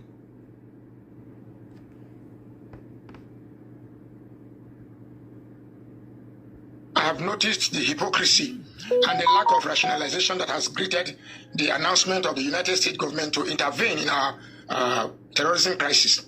You see, I can see through the sheer hypocrisy, particularly from Tinubu supporters and from some Muslim clerics. I've listened to so many and to so many threats, particularly one in particular that said, for every one Muslim they unalive, that they are going to unalive 20 Christians. For goodness sake, I replied immediately, look, thank God, violence is not a monopoly of anybody. If that's the route you're going to take, we are ready to. Now, why do we need America to come and help us? Some people say we should pray to God. I shall drop that. Pray to who? This one don't pass God matter. So what if it's God that's saying America should take note? Let me tell you, for 15 years since 2009, these people have been doing whatever they want to do without any fear of repercussion. And they become so emboldened that just when you think this is the worst they can do, they come up with even worse. Can you imagine that preventing America from coming in and want to leave solving the problem of terrorism to Nigerians? Now, is this the same military that you have infiltrated or contaminated with supposedly repentant terrorists that will come and stop Boko Haram or terrorists? Imagine a terrorist with a gun asking a terrorist with a gun to shoot at his fellow brother in the bush. It's not going to be possible. That's why in the first, when they said that terrorists have been radicalized and they were infiltrated back in the army, I was like, how about acquiring skills or better skills acquisitions like tricycle business? But putting supposedly radicalized terrorists into the army, that's no wonder they've not been able to solve it. How do you expect an administration to quell terrorism when your president, who was supposed to visit a site that was attacked by terrorists, said he couldn't go there because the road to the place was bad, the same road he's supposed to fix? If you believe the Nigerian government or the Nigerian Security Authority can stop terrorism in Nigeria, then you are not ready for this thing to stop anytime soon. Truth is that they don't care. We are so many in Nigeria that a few hundred lives doesn't matter. We can just as well as let it go. So for us to truly stop terrorism, we have to bring somebody without bias. Let me also tell you something. Do you know that before these terrorists started swinging their barrel of the gun to their fellow Muslim brothers, almost 80% of Muslims in the north, in the far north, supported the action because it was initially perpetrated to only churches and Christians. They supported it. We suddenly forgot the story of Dogonawa, where a whole village was annihilated. The intention is clear. We want this country to be Islamized, and the only way we can do that is by eliminating Christians. It's very clear. Anybody who is trying to, moderate it, give it a rather sinister appearance, is just fooling with our mind, because the truth is very clear. It was initially directed to Christians. The Muslims who are casualties are those who are against it. Those who support it are not casualties. This is purely ethnic cleansing, and supported by those who were sold the religion, believing that religion has binded us together, and they followed suit. And when they saw that, yes, we have used it for what we wanted you to do, they point the gun at them. Now they are shouting. Now we are all shouting. Please don't trivialize the lives of Christians in Nigeria, because Christians are actually being unalived. Don't trivialize it. If we want to solve it, we must say the truth the way it is, black and white. If we have to solve it, first of all, remove all those military personnel, that supposed military personnel that were radicalized from Nigerian army. Can Tinubu do it? No. For goodness sake, since 2015 years, these will have been operating freely, even holding meeting with press, holding cartridges of guns around their neck as if they are gun-blazing rappers, MC Sharia, or whatever name that is most suit them. Talking to press, you know them, you see them, you know where they are. But not one will be arrested. Even if when they are arrested, a call comes from Abuja that they should be released. Is this the government that you want them to stop terrorism? Those who say we are wishing America to come to Nigeria, that we are not patriotic, let me tell you, we are the most patriotic. We are even more patriotic than you that is trying to play politics with everything about this thing. First of all, the Nigerian government is even afraid to designate them as terrorists. When last did you see a northern politician calling Boko Haram terrorists? But you are quick to call IPOB terrorists. In this same country where a sitting president says that an attack on, was it a show up or whatever, Sokoto or something, an attack on Boko Haram is an attack on the North. Is that the mindset that you want them to use to stop terrorism when it has become a lucrative business to those in charge of stopping it? Because you know billions of naira every year, every month going there. It is not even directed at stopping it. Rather, people are making tremendous, humongous amount of money from this. Look, if we must stop this menace, we must start from telling the truth. And the truth is that certain people have grown so big that they've infiltrated the very fabric of our system and they are there dictating the tone. Even Tinubu, they've grown past him. Tinubu cannot take certain action without offending them because right now what is in Tinubu's mind is 2027. He doesn't have time for any deradicalization or stopping terrorism. Look at me. They offered me $3,000 for my minor accident. This Harvard AI calculator showed me it was worth $85. You see this man displaying his picture right here. A very familiar faces, always for the negative reasons. We all know him, right? Sheikh Gumi, the terrorist sympathizer and the terrorist chief negotiator. In fact, he is their father. This man is the most tangible evidence, the most tangible proof that Nigerian government are complicit. They have a hand about the terrorism going on in Nigeria. If this will be enough for the DSS to act, please do. I know you always get whatever you want to do, so you can find my location yourself. Enough of this rubbish. See, my fellow Nigerians or my fellow viewers, wherever you are seeing this video from, imagine if this man is an ego man. That is just all I want us to look into. In spite of what Nigeria is currently going through, this man is still spilling rubbish. Just look at the recent thing he has said. He's telling the world that U.S. bombing of bandits in Nigeria will worsen buying. The best resolution is negotiation with them. How can a human, somebody that's supposed to have brain, be saying that the only way you will make peace with the person that wants you dead, for you doing no wrong, is to negotiate? You're definitely going to negotiate by surrendering your life. Sheikh Gumi and his likes is the only evidence that Nigerian government are complicit. They cannot deny it now. See, you see the Nigerian DSS, Gumi is also an evidence that you guys are toothless when it comes to securing, when it comes to going after those that threaten the peace and security of the country. Sheikh Gumi, the mouthpiece of terrorists. This is the same terrorist you are looking for. See, Sheikh Gumi, America is not Nigeria. I think every average Nigeria, the ordinary man on the street of Nigeria today want America to go ahead with their plan in Nigeria.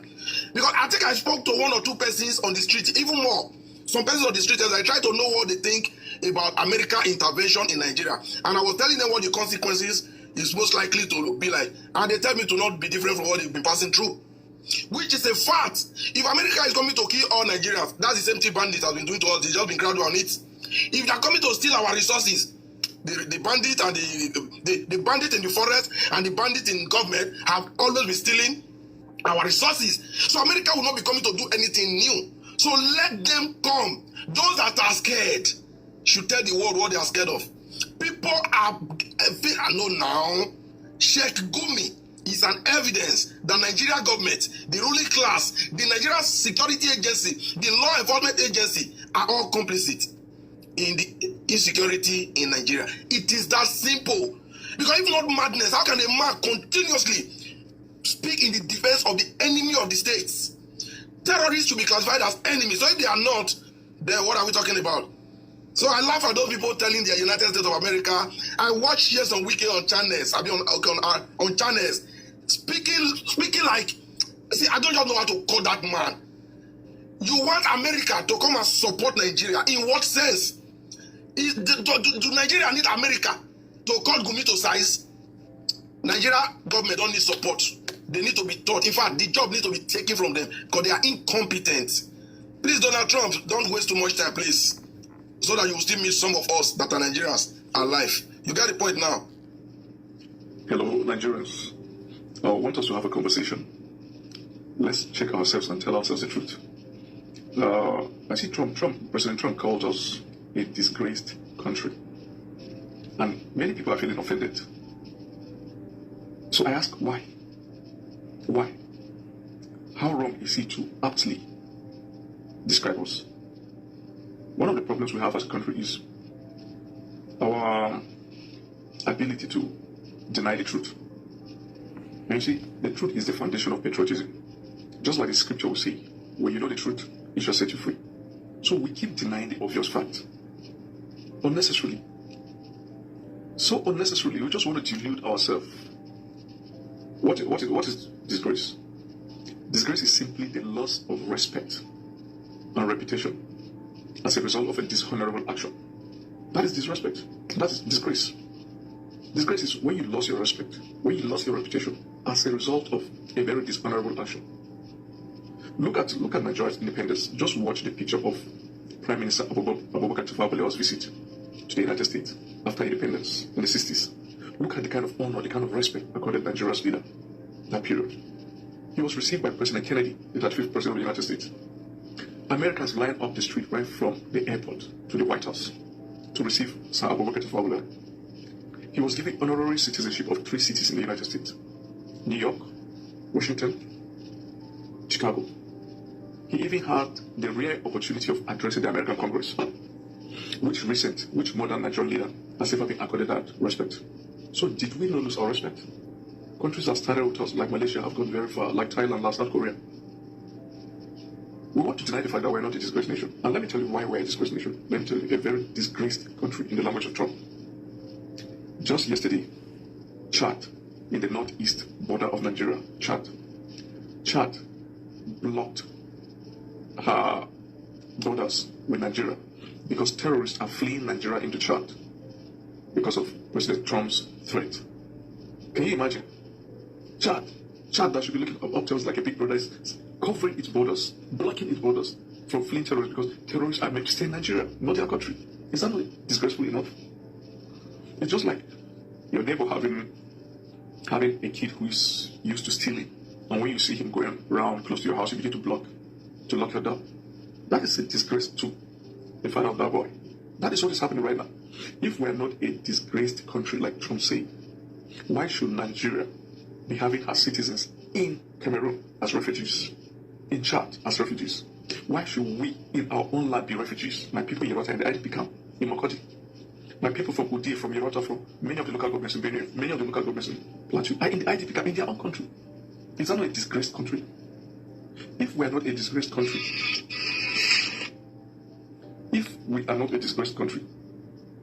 why, for goodness sake, should the likes of Shetima be the vice president of Nigeria? A person who had a notorious reputation of harboring a terrorist. Kabiru Sokoto, you remember? Kabiru Sokoto was a wanted terrorist, but he was found in Shetima's lodge in Abuja. This same vice president Shetima came to the United Nations instead of him to talk about Nigerian security concerns. He was busy talking about Gaza. So you could see the mentality, the jihadist mentality. Nigeria had enormous insecurity problems. And he came to the United Nations 2 months ago and was talking about Gaza. The humanitarian crisis in Benue and Plateau alone is 10 times more than what is obtainable in Gaza, both in terms of the number of people in the IDP camps and the number of casualties. If we are not a disgraced country, like Trump said, for goodness sake, why would the likes of Pantami be made a minister? Pantami it was who declared fatwa on a student of ATBU around 2004, and they stoned that student to death.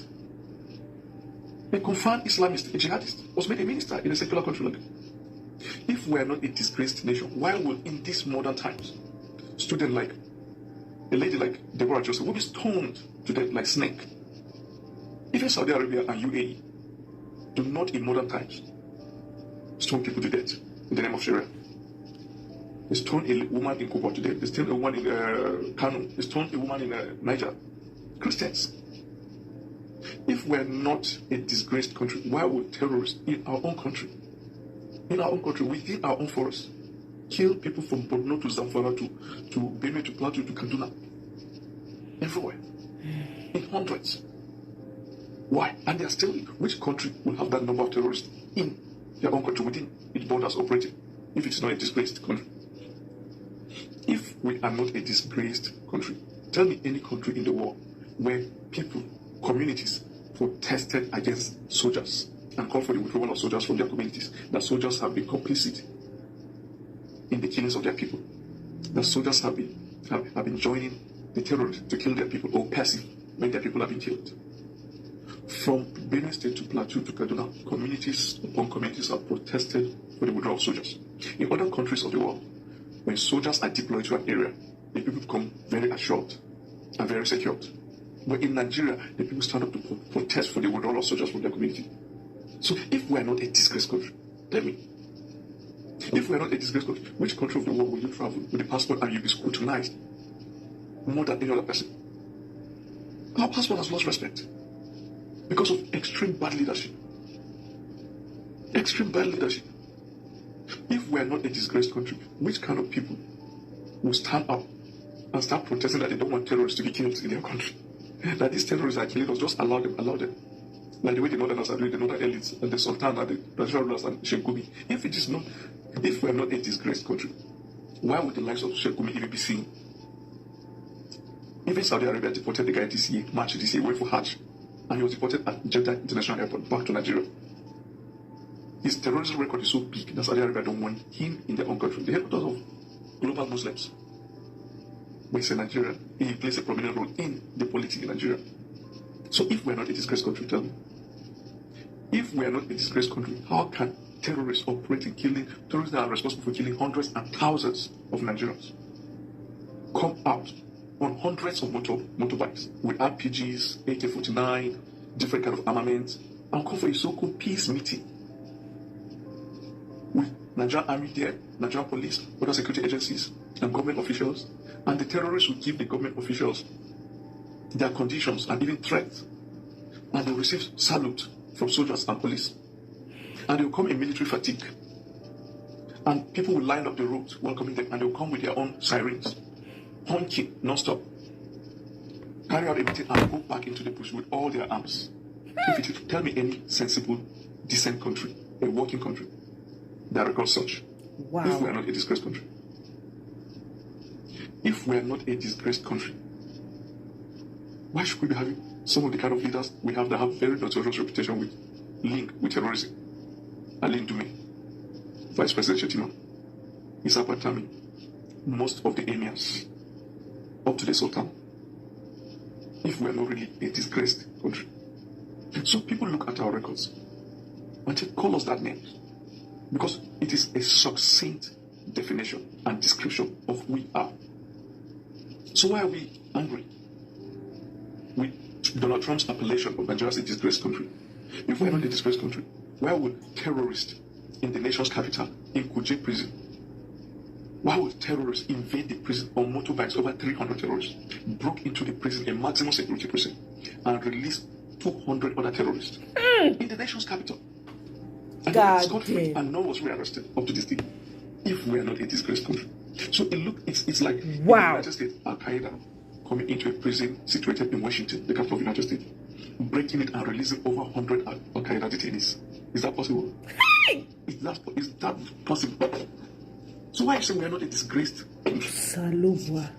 If we are not a disgraced country, why would a governor like Governor Balamami of Bauchi say all the Fulani of this world have Nigeria as their headquarters? They are free to stay in Nigeria as citizens. No matter where they come from.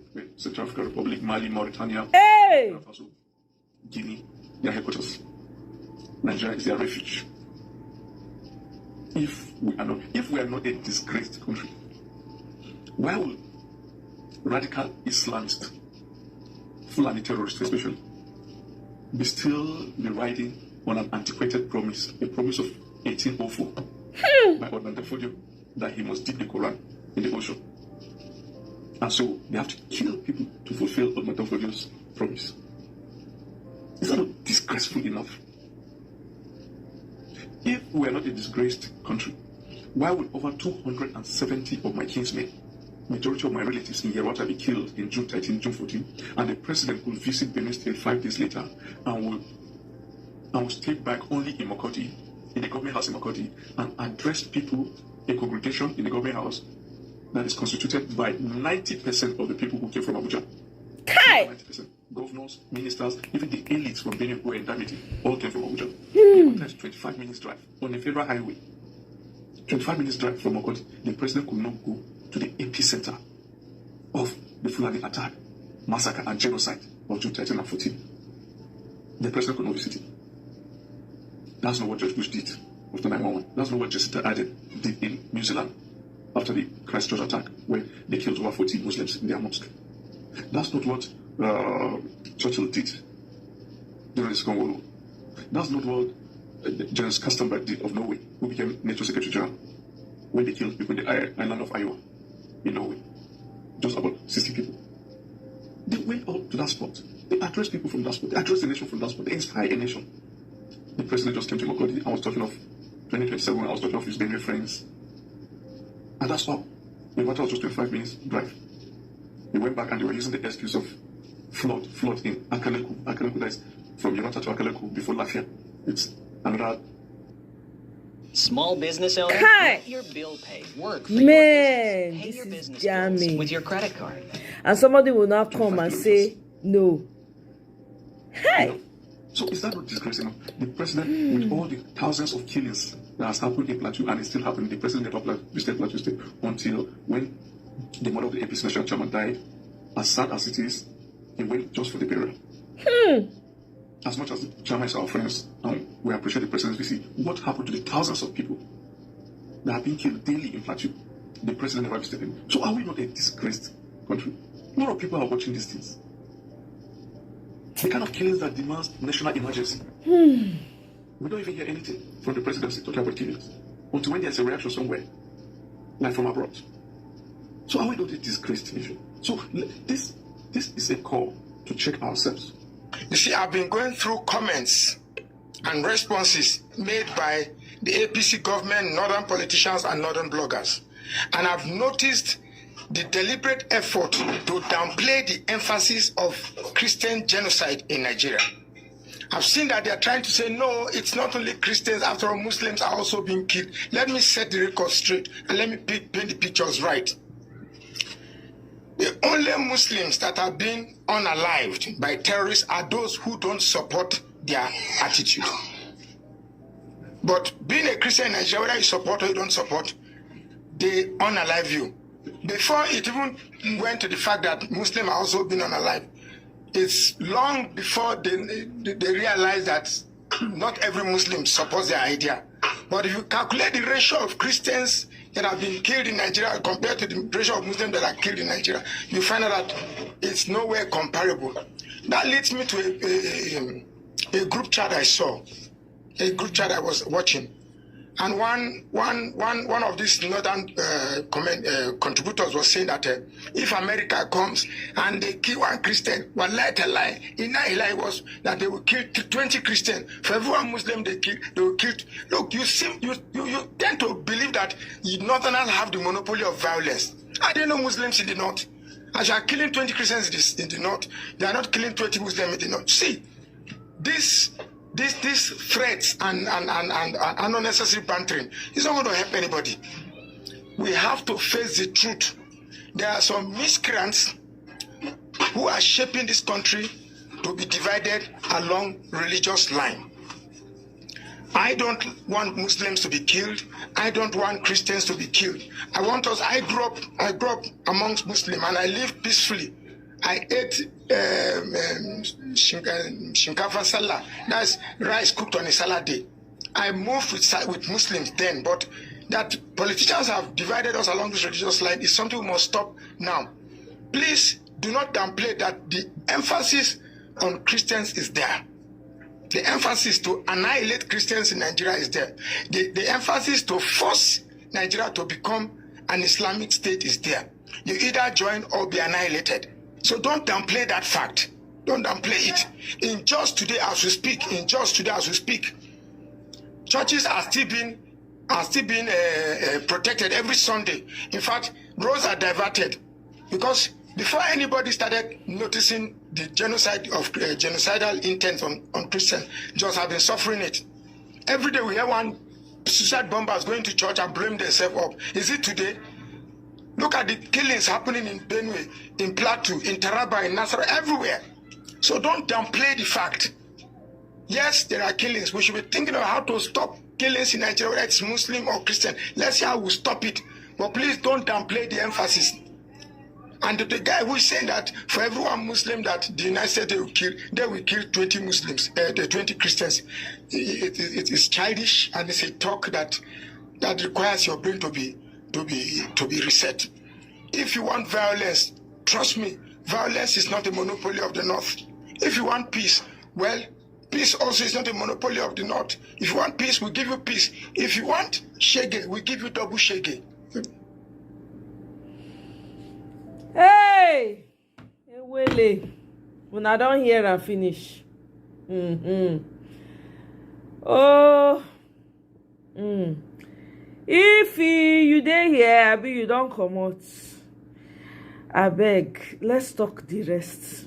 I don't know what to say. I'm speechless. But they did not lie, my sister. Everything they said is true now. Did they lie? We all know the truth. It's just that our leaders, they don't want to do the right thing. Why is this so difficult? I'm still trying to understand. In a country of 200 and something million, Tinubu is one of the most powerful leaders in the whole world. And your country is burning down, and you don't want to do nothing. And you people don't know the people that are doing these things. Is that what you people are trying to tell us? No, Zamfara State Governor. they know exactly who's doing it. Tinubu bought the presidency from the northern elites, right? He paid them a lot of money. He knows about Sheikh Gumi. He knows all these people. Remember that lady Ajatu? I think Ajatu. Yeah. She The said, one that left APC during yes, campaign. exactly. She said that she asked Tinubu point blank, what plans do you have to end this terrorism? He said he's not going to do anything, because if he does, they will buy him.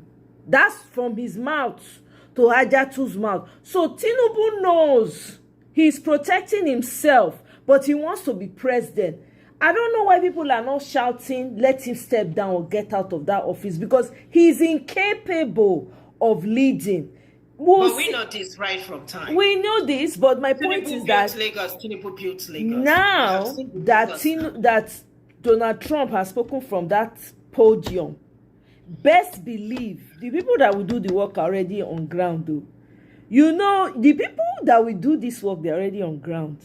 Do you understand? So if Tinubu really wants to position himself, this is if he dey fear, make it come out now, make it let us know. Say, he and his wife, I'm afraid, Nigeria has come to my help. I'm under arrest in my Aso Rock. I can't even go to the kitchen. My wife is not allowed to. At least we go know, so okay. You don't even reach president's side. Go ahead, my sister. Talk. No, I'm just laughing. You need to laugh, yeah, because it's true. He's afraid. We are finishing that country. We are finished. And you are, people are upset that Donald Trump says the country is a disgraced country. Why are you angry? I don't understand. Exactly. That's what I don't understand. Why are you people? Is it not obvious to everybody? Is it not true? Country. Is it not true? Is it not true? I'm honestly, I'm not even mad. Whatever they call us, we deserve it. That's who we are. And more. When they call you a name, are you not supposed to do self-reflection? Yeah? You will say, they tell me, say, you go and fix the things. Okay, the man say, if you don't, if condition.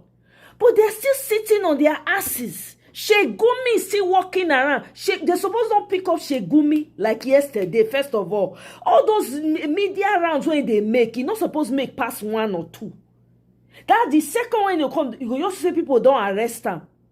Or Issa Pantami, no worry about it, all of them are supposed to be arrested. All. They are all complacent. Even Tinubu need to arrest him yourself. Anyway, go ahead, my sister. Talk. Okay, I don't have anything to say. I mean, they said everything. And everything they said, I agree. Instead, Tinubu is busy talking about 2027 and chasing River State Governor with Mike, trying to get power from, the people to decamp from their political party to join APC. That is all he's, and that's why I say when I see people shouting that is this next election is this versus that, I just feel like we're wasting our time, honestly speaking. Next election, there's no next election in this field, in this poto that we are in. But that's what I'm saying. For some people, saying the next election is Nigeria versus I'm like, which next election? Are we even gonna have election? That's even the problem. Are we even gonna have election? I've been saying it before. Are we even gonna have election? The way this country is going now. My sister, I'm ready for the country. They say until a seed die, until a seed die germinate, go fit get harvest. Nigeria time to reset. Factory resetting. When your phone don't they give you problem, right? You say, okay, this phone don't they hang or whatever it is that's going on. You go reset the phone. You go do to factory reset. That's what Nigeria needs. Tinubu is incapable of moving this country forward. He just wants to be president. He just wants. That is all. In the book, somewhere. Without any care for the people. He's not interested in doing any helping the people or making life easy. That's not. And he said it now. This is a man that said it. He bought the president from the north. Okay, they sold it to him. That's why if you look at Tinubu's cabinet, is all Yoruba, west. Because guess what? He bought it. So whatever he wants to do, he's doing it. To that extent, I don't blame him. They sold it to him. Now, they are still in control. Do you hear Gumi's interview? Gumi was talking like the president of Nigeria. Gumi was telling Tinubu to cut ties with America. I've never seen anything like that. And the man is still, even the DSS, the person that is heading the DSS, is part of them. All of them are complacent, including Wike. When I look Wike interview, they expect say Wike go come out. You go do all those musicians when they bring, you can't talk about Donald Trump, you abuse him. That's what I was expecting. I don't know say Wike they fear too. I don't know say the fear reach Wike body. Wike can't they talk like human being when it gets sense. They measure in words.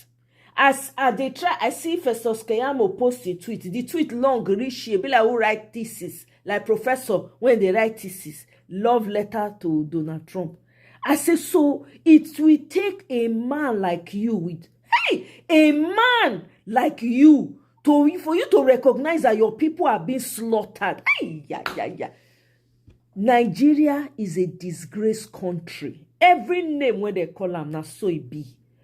You cannot gaslight anybody. And then for those people that are coming and say, oh, Nigerians should go and read. They should go understand what America did to other countries. What America did this one, did to that one. Please tell me if it is your sibling that is being massacred. If it is your parents that are being massacred. Will you say the same things? I want to know.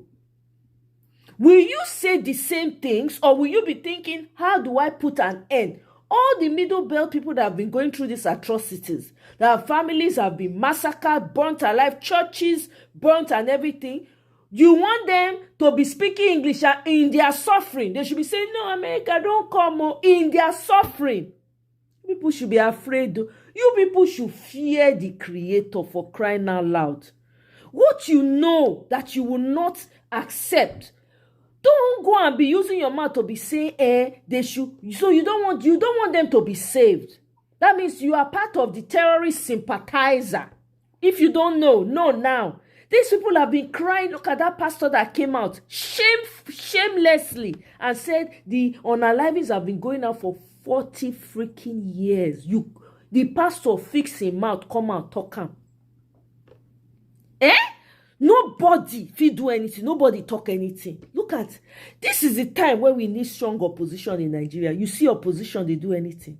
The opposition when we get there, be like they want this. Where you supposed to ride this now, like a unit, what you call night shiny ammo. You go ride the horse, come like this. You go they shake Tinubu, shake everywhere. We don't have opposition. No opposition. This is where you think if it was on the flip side, Tinubu had this opportunity. Oh my God. This is where we are. This is where we are. Me, I'm here for it. That now Nigerian government, the elders in Nigeria, now they give America body see finish. Now they make America disrespect. America now call they act like the father. Hell! Now they call they ask, I go reject help. I will not. I want the unaliving to stop. I want it to stop so that these people can have their lives back, for crying out loud. 40 freaking years. Una not get what you na fit do. Instead, they're using the people's lives to play politics. No. Well, it has been said, they are now observing the people that will do the work. You see Nigerian military personnel in America. They've come out. They don't flood TikTok. They do videos. They say they are ready. They are warming up. They even want them to send them. Let them be the ones they send. Military. I have friends in the military. They don't call me. They said, Omo, we they ready. That country don't tire us. We need to fix things. I'm telling you. I have friends in the military, in the Air Force, and in the Navy. The same thing, they are already. People in Nigeria, they call you the gaslight. They tell people, say, read about Iraq, read about Iran. Oh, Nigeria needs a hard reset. If people when no one agree learn lessons, since people don't want to do the right thing, people outside are coming to teach you how to do it. That's where you have, this is where you have found yourselves. Accept it. People now, if we had a functioning Senate, they are supposed to be demanding for Tinubu's resignation. Tinubu, Shetima, all of them. Akpabio, all of them.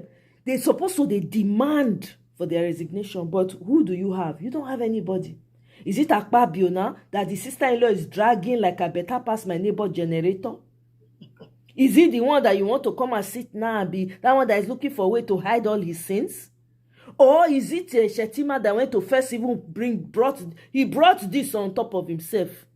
When you go, they cry for other people. They cry for Gaza. Meanwhile, inside your house, fire they catch. You not see, you not use the opportunity presenter for you and say, people come and help us. So we have run out of help. They are unaliving our people. You not sit down and talk.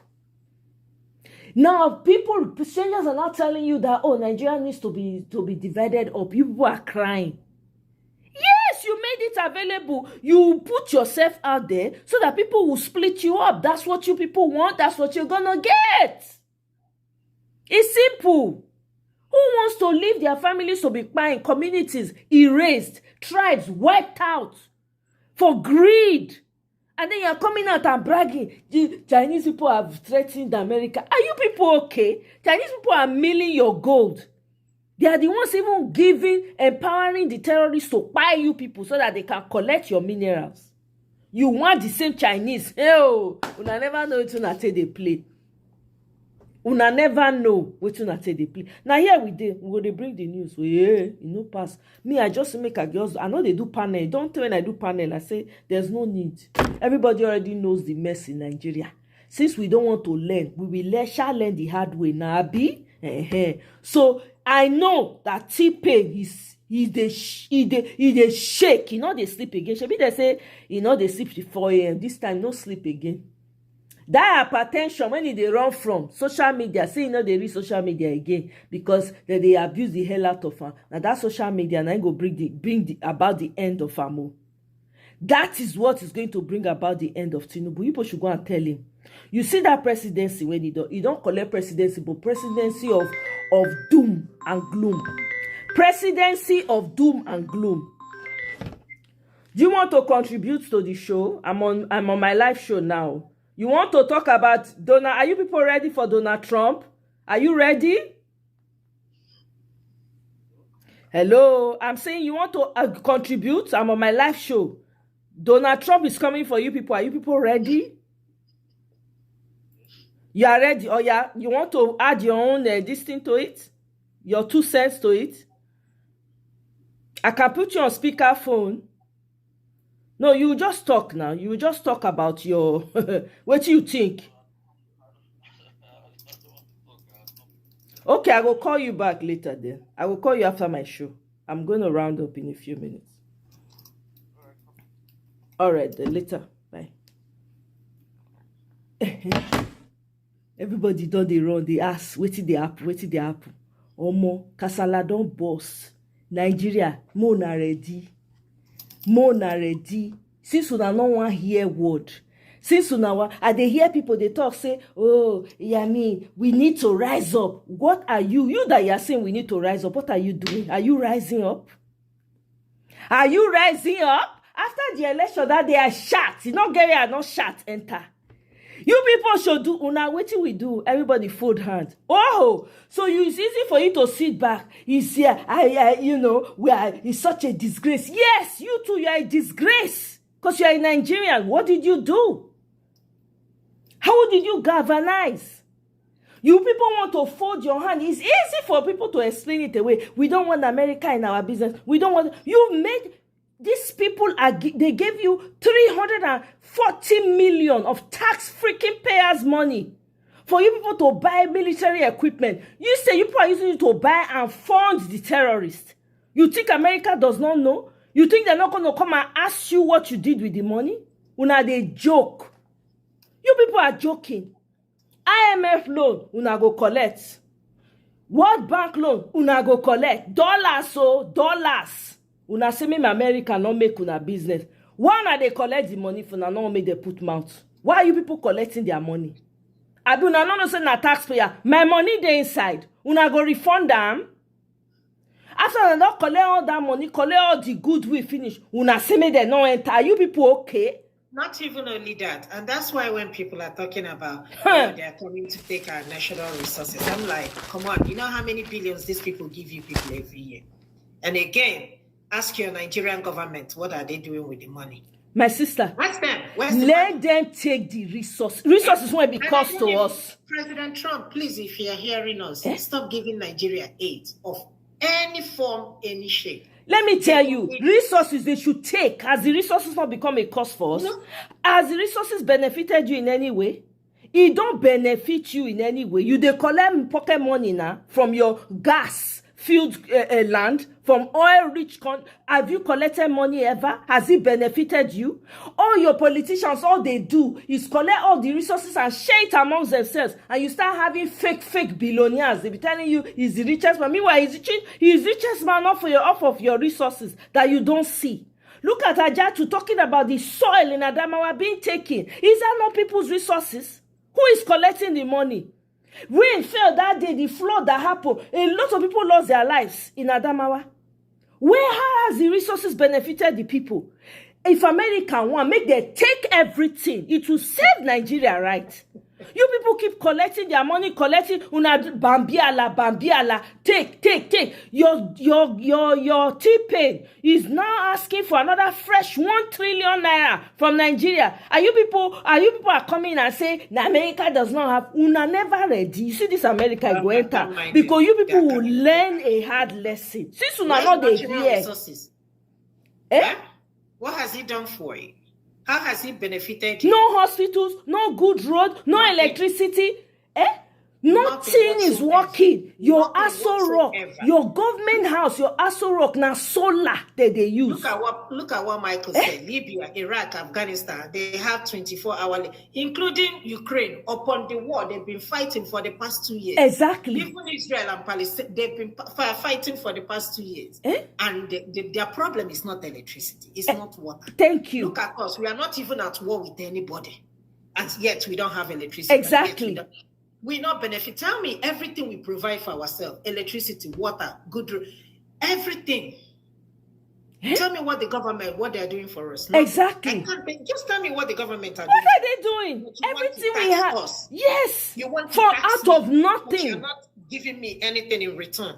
Do you understand what I'm saying? You are saying, oh, they want to talk. Which resources? Do you know about your resources? All the California, not be only recently now they know about them. Have you benefited from it? Look at the video of an Albanian man. Albanian man in the hottest part of the north. Milling your resources. Taking it and using your people to work and paying them peanuts. You people are here, you're talking about your resources. America can have the resources. Because you people need to learn a hard lesson. I don't talk on before. What is happening in Nigeria is karma. Karma for the innocent blood that is flowing on that land. Karma for the lives that they've wrecked. Karma for the greed, for the gluttony. That is what is happening. And Nigeria has to pay that price. Unfortunately, it has to. You open your door wide open. You are collecting money like gluttons between your politicians and your stupid elites. You people don't have elites. You people do not have elites. You people have church rats.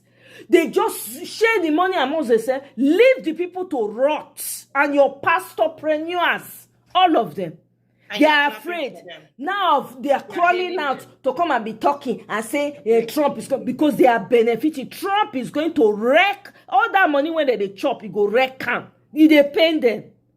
If America wants, let them take the resources. You deserve it, Nigeria. You deserve it.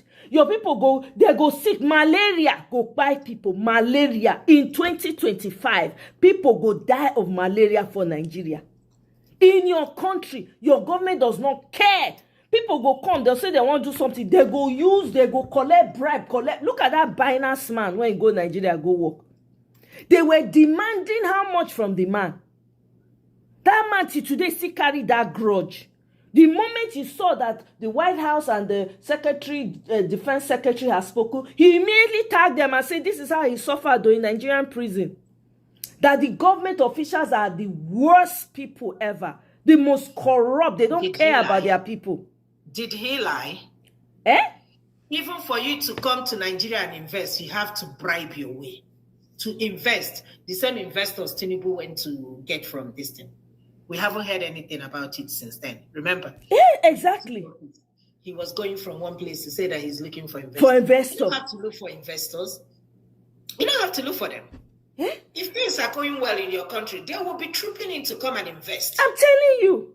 You know, but how can you, even people, we that are here, we don't even want to go to our country to invest in a country where there is no electricity, there is no security. I mean, there is nothing you can definitely say the government is. They cannot give you a tax break. Instead, they want to tax you, but you have to provide everything for you to run a company in Nigeria, and even including bribing the government in order to invest. Who does that?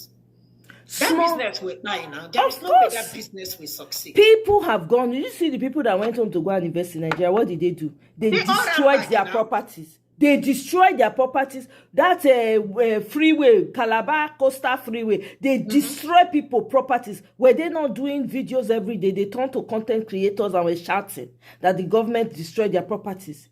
You see the other girl, Choma, with the good hair, that brought her hair, they sell her. By the time she wake up the next day, they don't destroy her shop. You know how much you get spent for that money to build? You should say it's easy to run business for Nigeria. So the small money when I don't gather for my life, when I don't work, when Nigeria not do for me, nothing good. I can't carry that money, say I won't go do business. The government will come wipe them. Your stupid Senate president the other day, they say make Nigerians they come, but make diaspora Nigerians come back, make they come invest. I see Thunder go fire that man Bele. Thunder go fire so that all the shit when they did that in Bele go come out.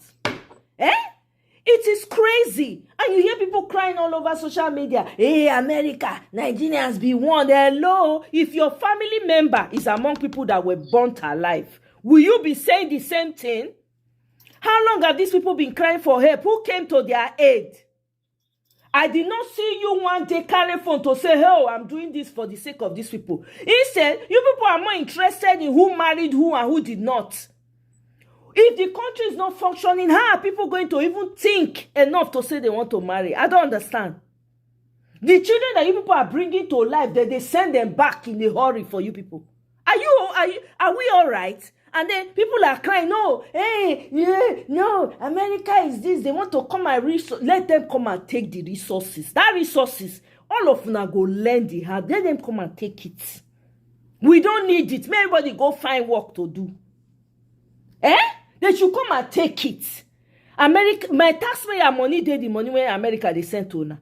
Una no get what una take and do. No standard hospital, no water, no electricity, smell everywhere, open gutters, malaria, typhoid, sickness when they don't banish. The people, some countries not they remember say malaria ever exists. Cholera, everything, polio, all the sicknesses. Una not get what una fit do. Una not they fund anything scientific. People when get talent for Nigeria, una go frustrate them.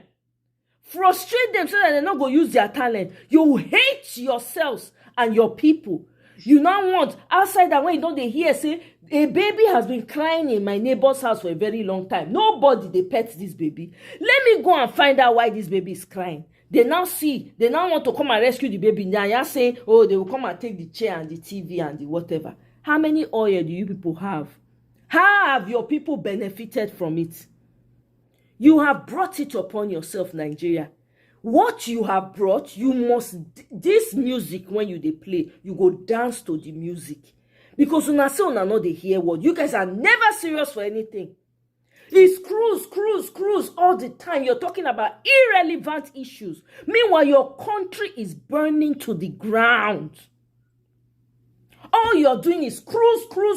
Your country is literally burning to the ground. People are dying in their masses. People don't care. Nigeria, cruise. Unserious bunch of people. This is karma. If you guys don't wake up, a harder one is coming. Now here we go there. We'll come and stream it for you people. So you'll be seeing it on 5D, on 3D, or whatever D.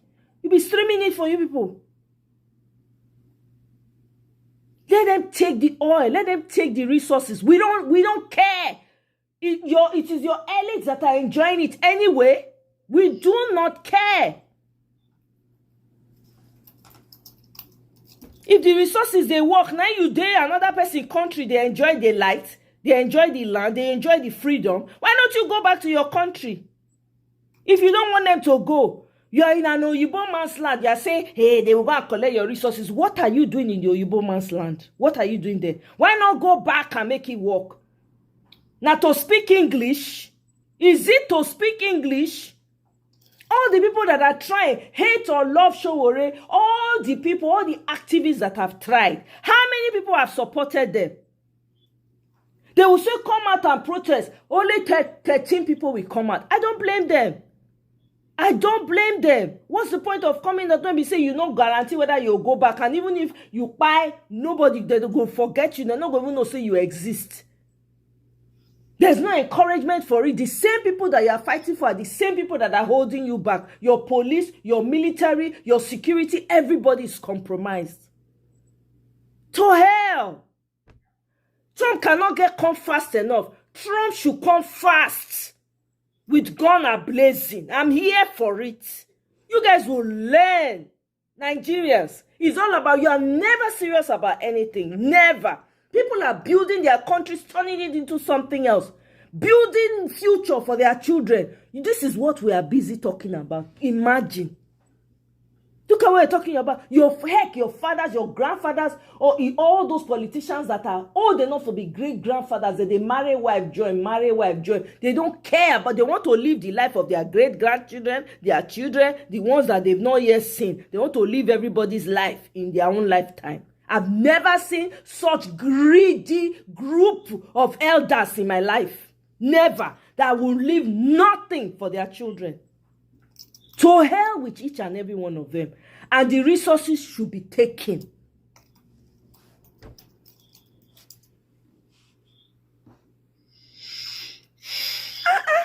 Kilo day. I beg.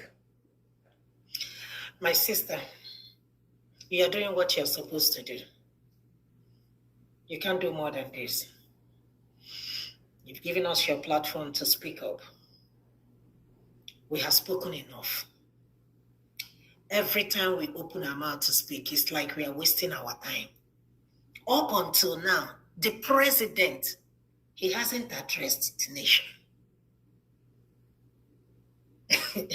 That will tell you everything.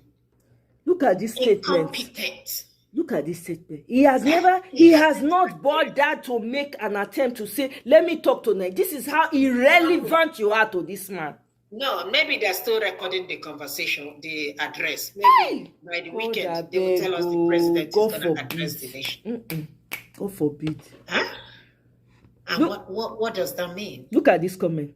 Thousands of Nigerians live in IDP camps for more than 10 years now. Many Yoruba people live in IDP camps inside Benin. I didn't know this, for more than 10 years.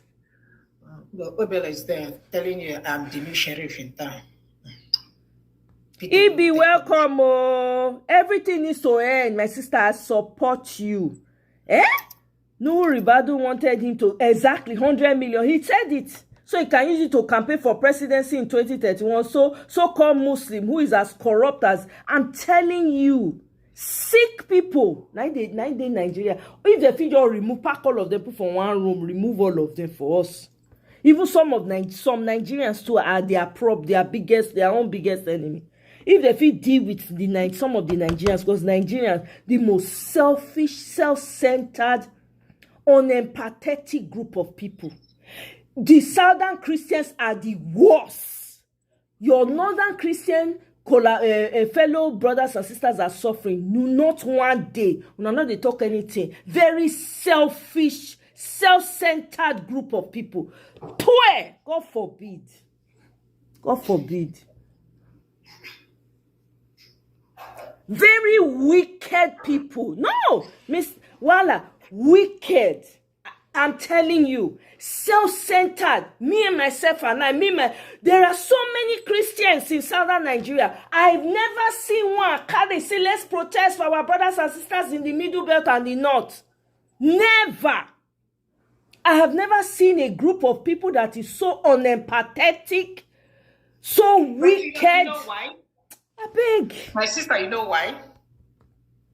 I'm glad you brought this up. When I see your pastors, they will leave Nigeria to go to other countries. Welcome, Walele. Sorry, go ahead, my sister. Seriously? Look at what is happening in the northern part of the country. Because there is no money there, because they will not pay tithes and give them offering. So they don't bother to go there to preach. If you watch, you never have, when was the last time, or have you ever heard Adeboye, that Adeboye maybe went to one of the northern states to hold a crusade? No, because there is nothing, he's not going to benefit anything from them. But you leave your country and go to United States, go to Europe, go to, where people can get hard currency. But your people are suffering. I haven't heard any of them say something.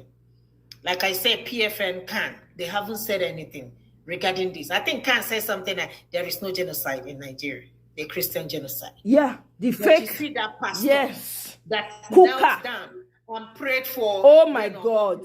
It will never. Reverend Dachomo. I beg. I need to share the man said. No, I beg. This is where you want to so tight. Those when their hand is, you don't even need. That's what somebody said. Please donate to him so that we can go there and pay tithes. Yes, I beg. Mona go with tight. Thieves. Reverend Dachomo, yes. This man, we need to support him. When I call your pastors bandits and thieves, but they will come here and tell you, close your eyes. God is gonna bless this you. Man stand in the midst of fire. They talk fire. No. We need to pay our tithes to him. Honestly, and please.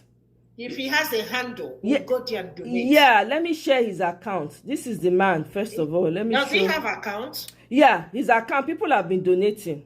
Nigerians have been donating. Where is it? I'm going to show it to you now. Instagram? It's on Twitter. People have been passing it around. I saved it. I'm going to show you because I want to. Let me get my phone. Yeah.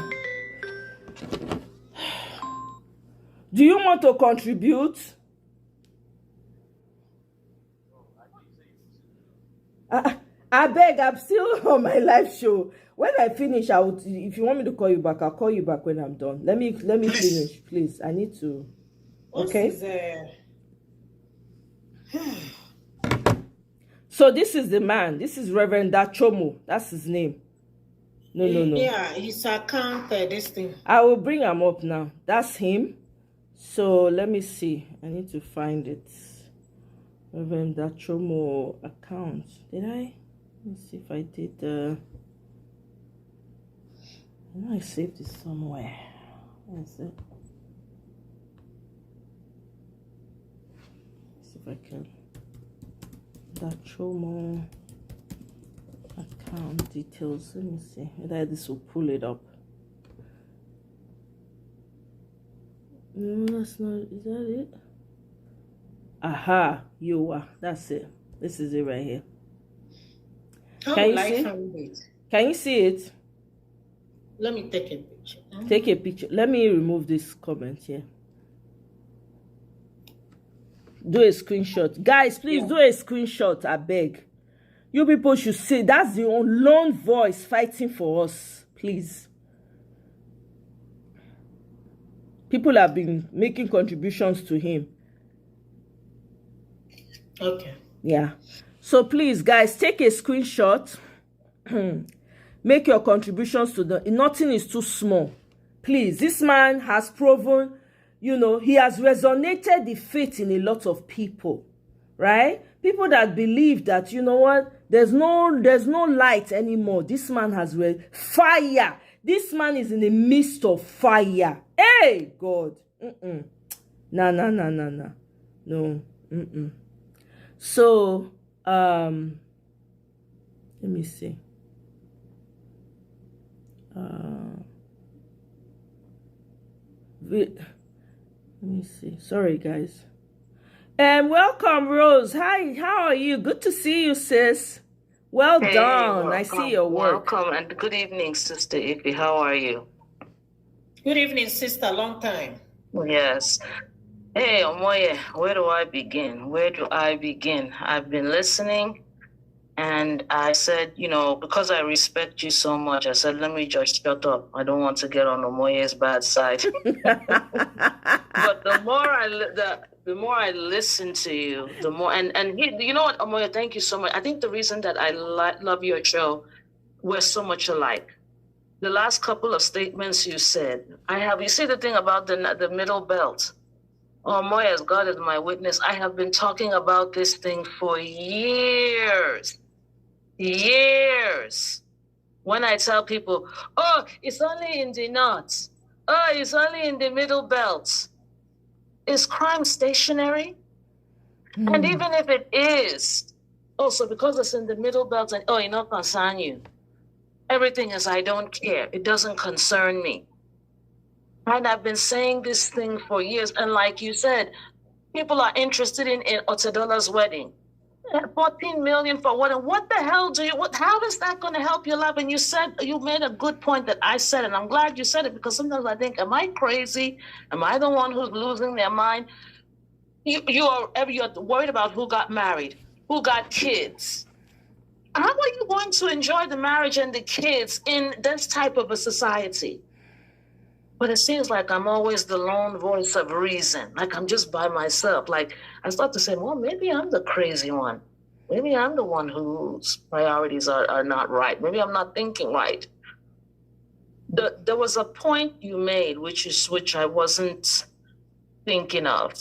And like we keep talking about these coveted resources, resource. But like you said, are we enjoying the resources? We're in the white man's land, and they are enjoying the resources. So when one thinks about it, these coveted resources, who needs them? But I have to say this. It's just a statement. It doesn't have anything to do with saving people's lives. People's lives have to be saved, even if it's from a wolf in sheep's clothing. There's a statement that they keep saying Africa is the future. I want to write this thesis, but I said Africa is the future, but for who? Because there's a future, but look at what your people are doing. Like you said, the Chinese coming, everybody coming. Eventually, if things don't change, and I think that's where we're heading, Africa we won't even enjoy that. What will happen is an exchange. You will go and take the arid land where there's nothing, and they will have the best of the land, all because you are stupid. You don't want to do anything. You don't take action. You don't do anything. It's just sit down and look. Oh, God will do it for us. I said, God is not coming down to do anything. The parting of the Red Sea moment, the falling of the man, it's not coming. You have to take action. Oh, nobody wants to do anything. So, Omoye, you're right. I don't like it. But again, like you said, the resources, we're not enjoying it. So what are we making noise for? So let me shut up and let you speak.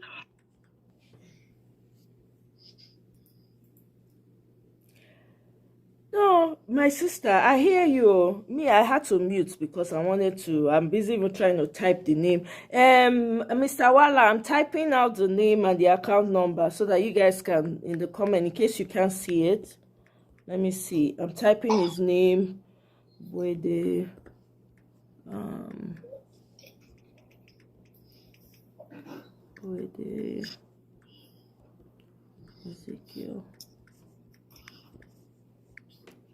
Ezekiel. Yeah. With the Chomo, with the Ezekiel. 6326744263. Okay, that's it. So yeah, so I put it there. Let me pin it so that way you guys can. Let me just pin it. Okay, so that's his account. So please, this is who you should be paying your tithes to. This one, you can comfortably do tithes offering, anything when you like. It's not to just, you say, oh, I want to just give thanks. Please, Dachomo, remember Reverend Dachomo, just give it to him. That man is in the midst of fire. That man with the, if I say they fire, now so, he still they fight, they talk. Oh my God. No, things have to change in Nigeria. I hear you, Rose. I definitely hear you. If this is what, because like I said, what Nigeria is going through is karma. It's a karmic reaction. I've been saying this for a while. It's karma. Nigeria needs to learn a hard lesson. They need to learn the nonchalance, the I don't care, the bigotry, the self-hatred, your jealousy. You see some people thriving because you are not thriving like them. You want to tear them down. All those things, it has not come. Payment. Time for payment. You know what I want to add to that, Omoye? And I think you just said it. The karma is not just the leaders. The karma is the everyday people. You know what? I will tell my uncle something. You know, he will say, I don't care. I said, oh, so all these things that you're building, do you think you will enjoy them with this attitude? I don't care. Now, look at the issue. When I was looking at one guy's show where he was saying, showing this guy, this Lebanese guy from Zamfara, mining diamonds. And so I'm looking at that thing. I said, wait a minute. A foreigner mining diamonds in Africa. Chinese. What? You're even talking my sister. Remember, you know, so I don't mean to cut you off. Okay. I didn't know it's a Chinese company. I just wonder. Okay. Can you imagine? Can we go to China and do the same thing? Or pay people? Can they do it? Can we come to America and do it? I have been saying. They say that bank or whatever is the most reliable. Exactly. Look at the reliability.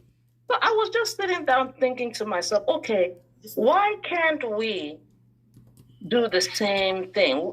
We're supposedly Odogu, the best in the world. Oh, yeah, okay, I have agreed. So why can't none of our people learn how to mine? I was doing something. What was the reason why we can't mine? Oh, money, millions. We have the millions. The money is there. Why can't we invest in our own people to do their own mining and selling? And something hit me. Why are you taking it that far? I didn't mean to interrupt you.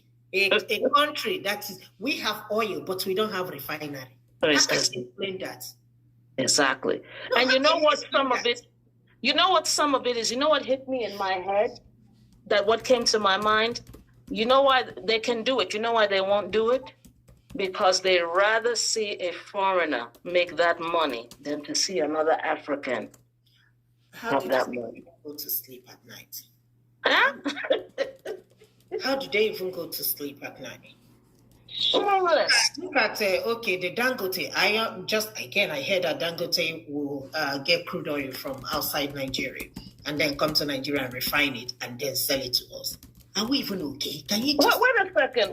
Wait. Okay, help me out here. Did the crude oil in Nigeria finish that he's... They don't want to give him because of the corruption going on. So you see that in a way confirms what I'm saying. You know? If he can you imagine?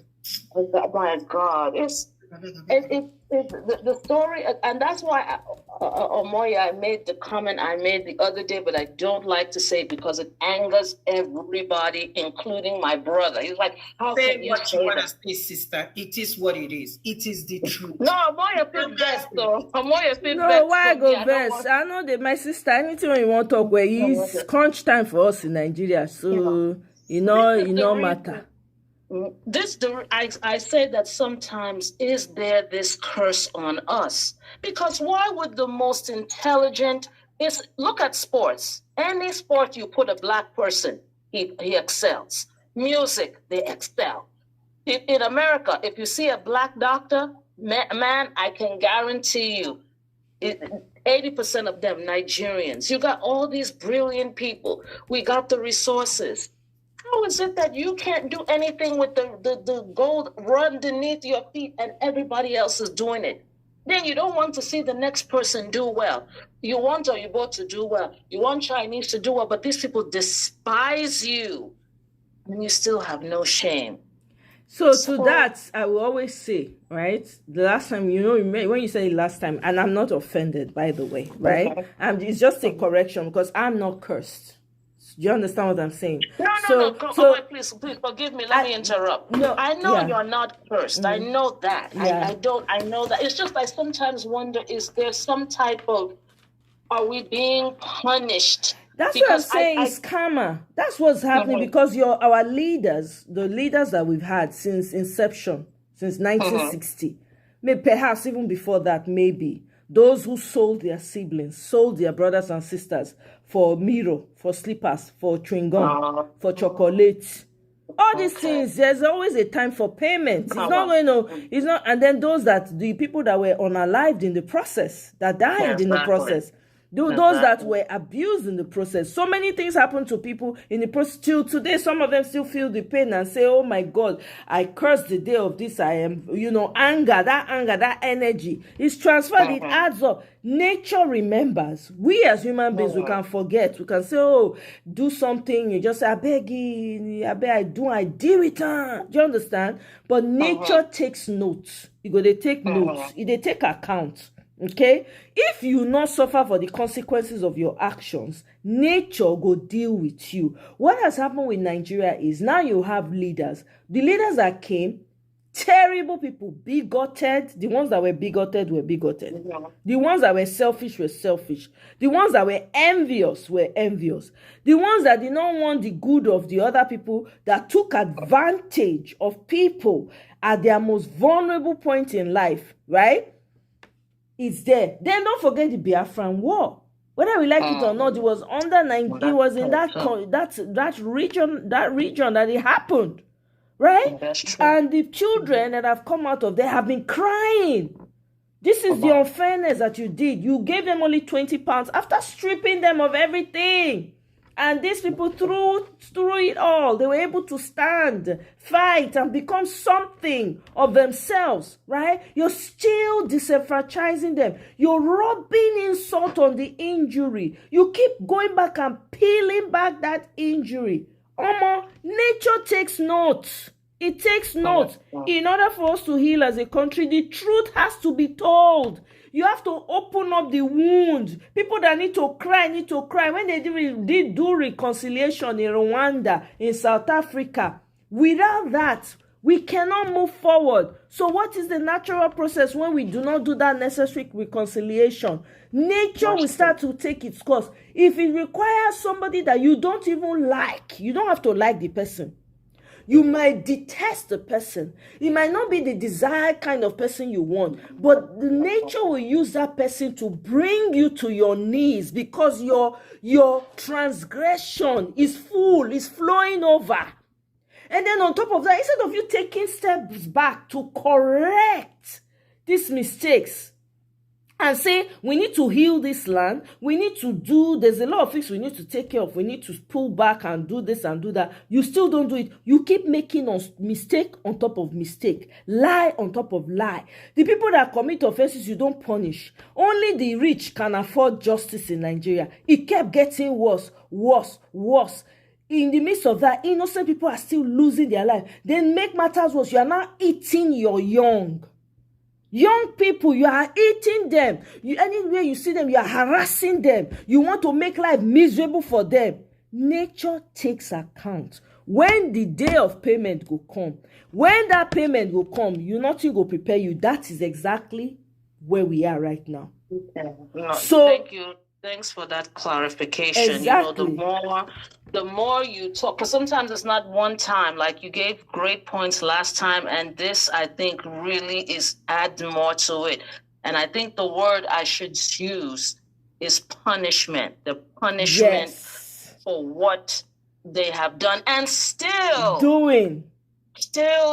Like they won't pay the rich, some of the rich too, not the elite, the regular people. To pay people that you don't want to pay them.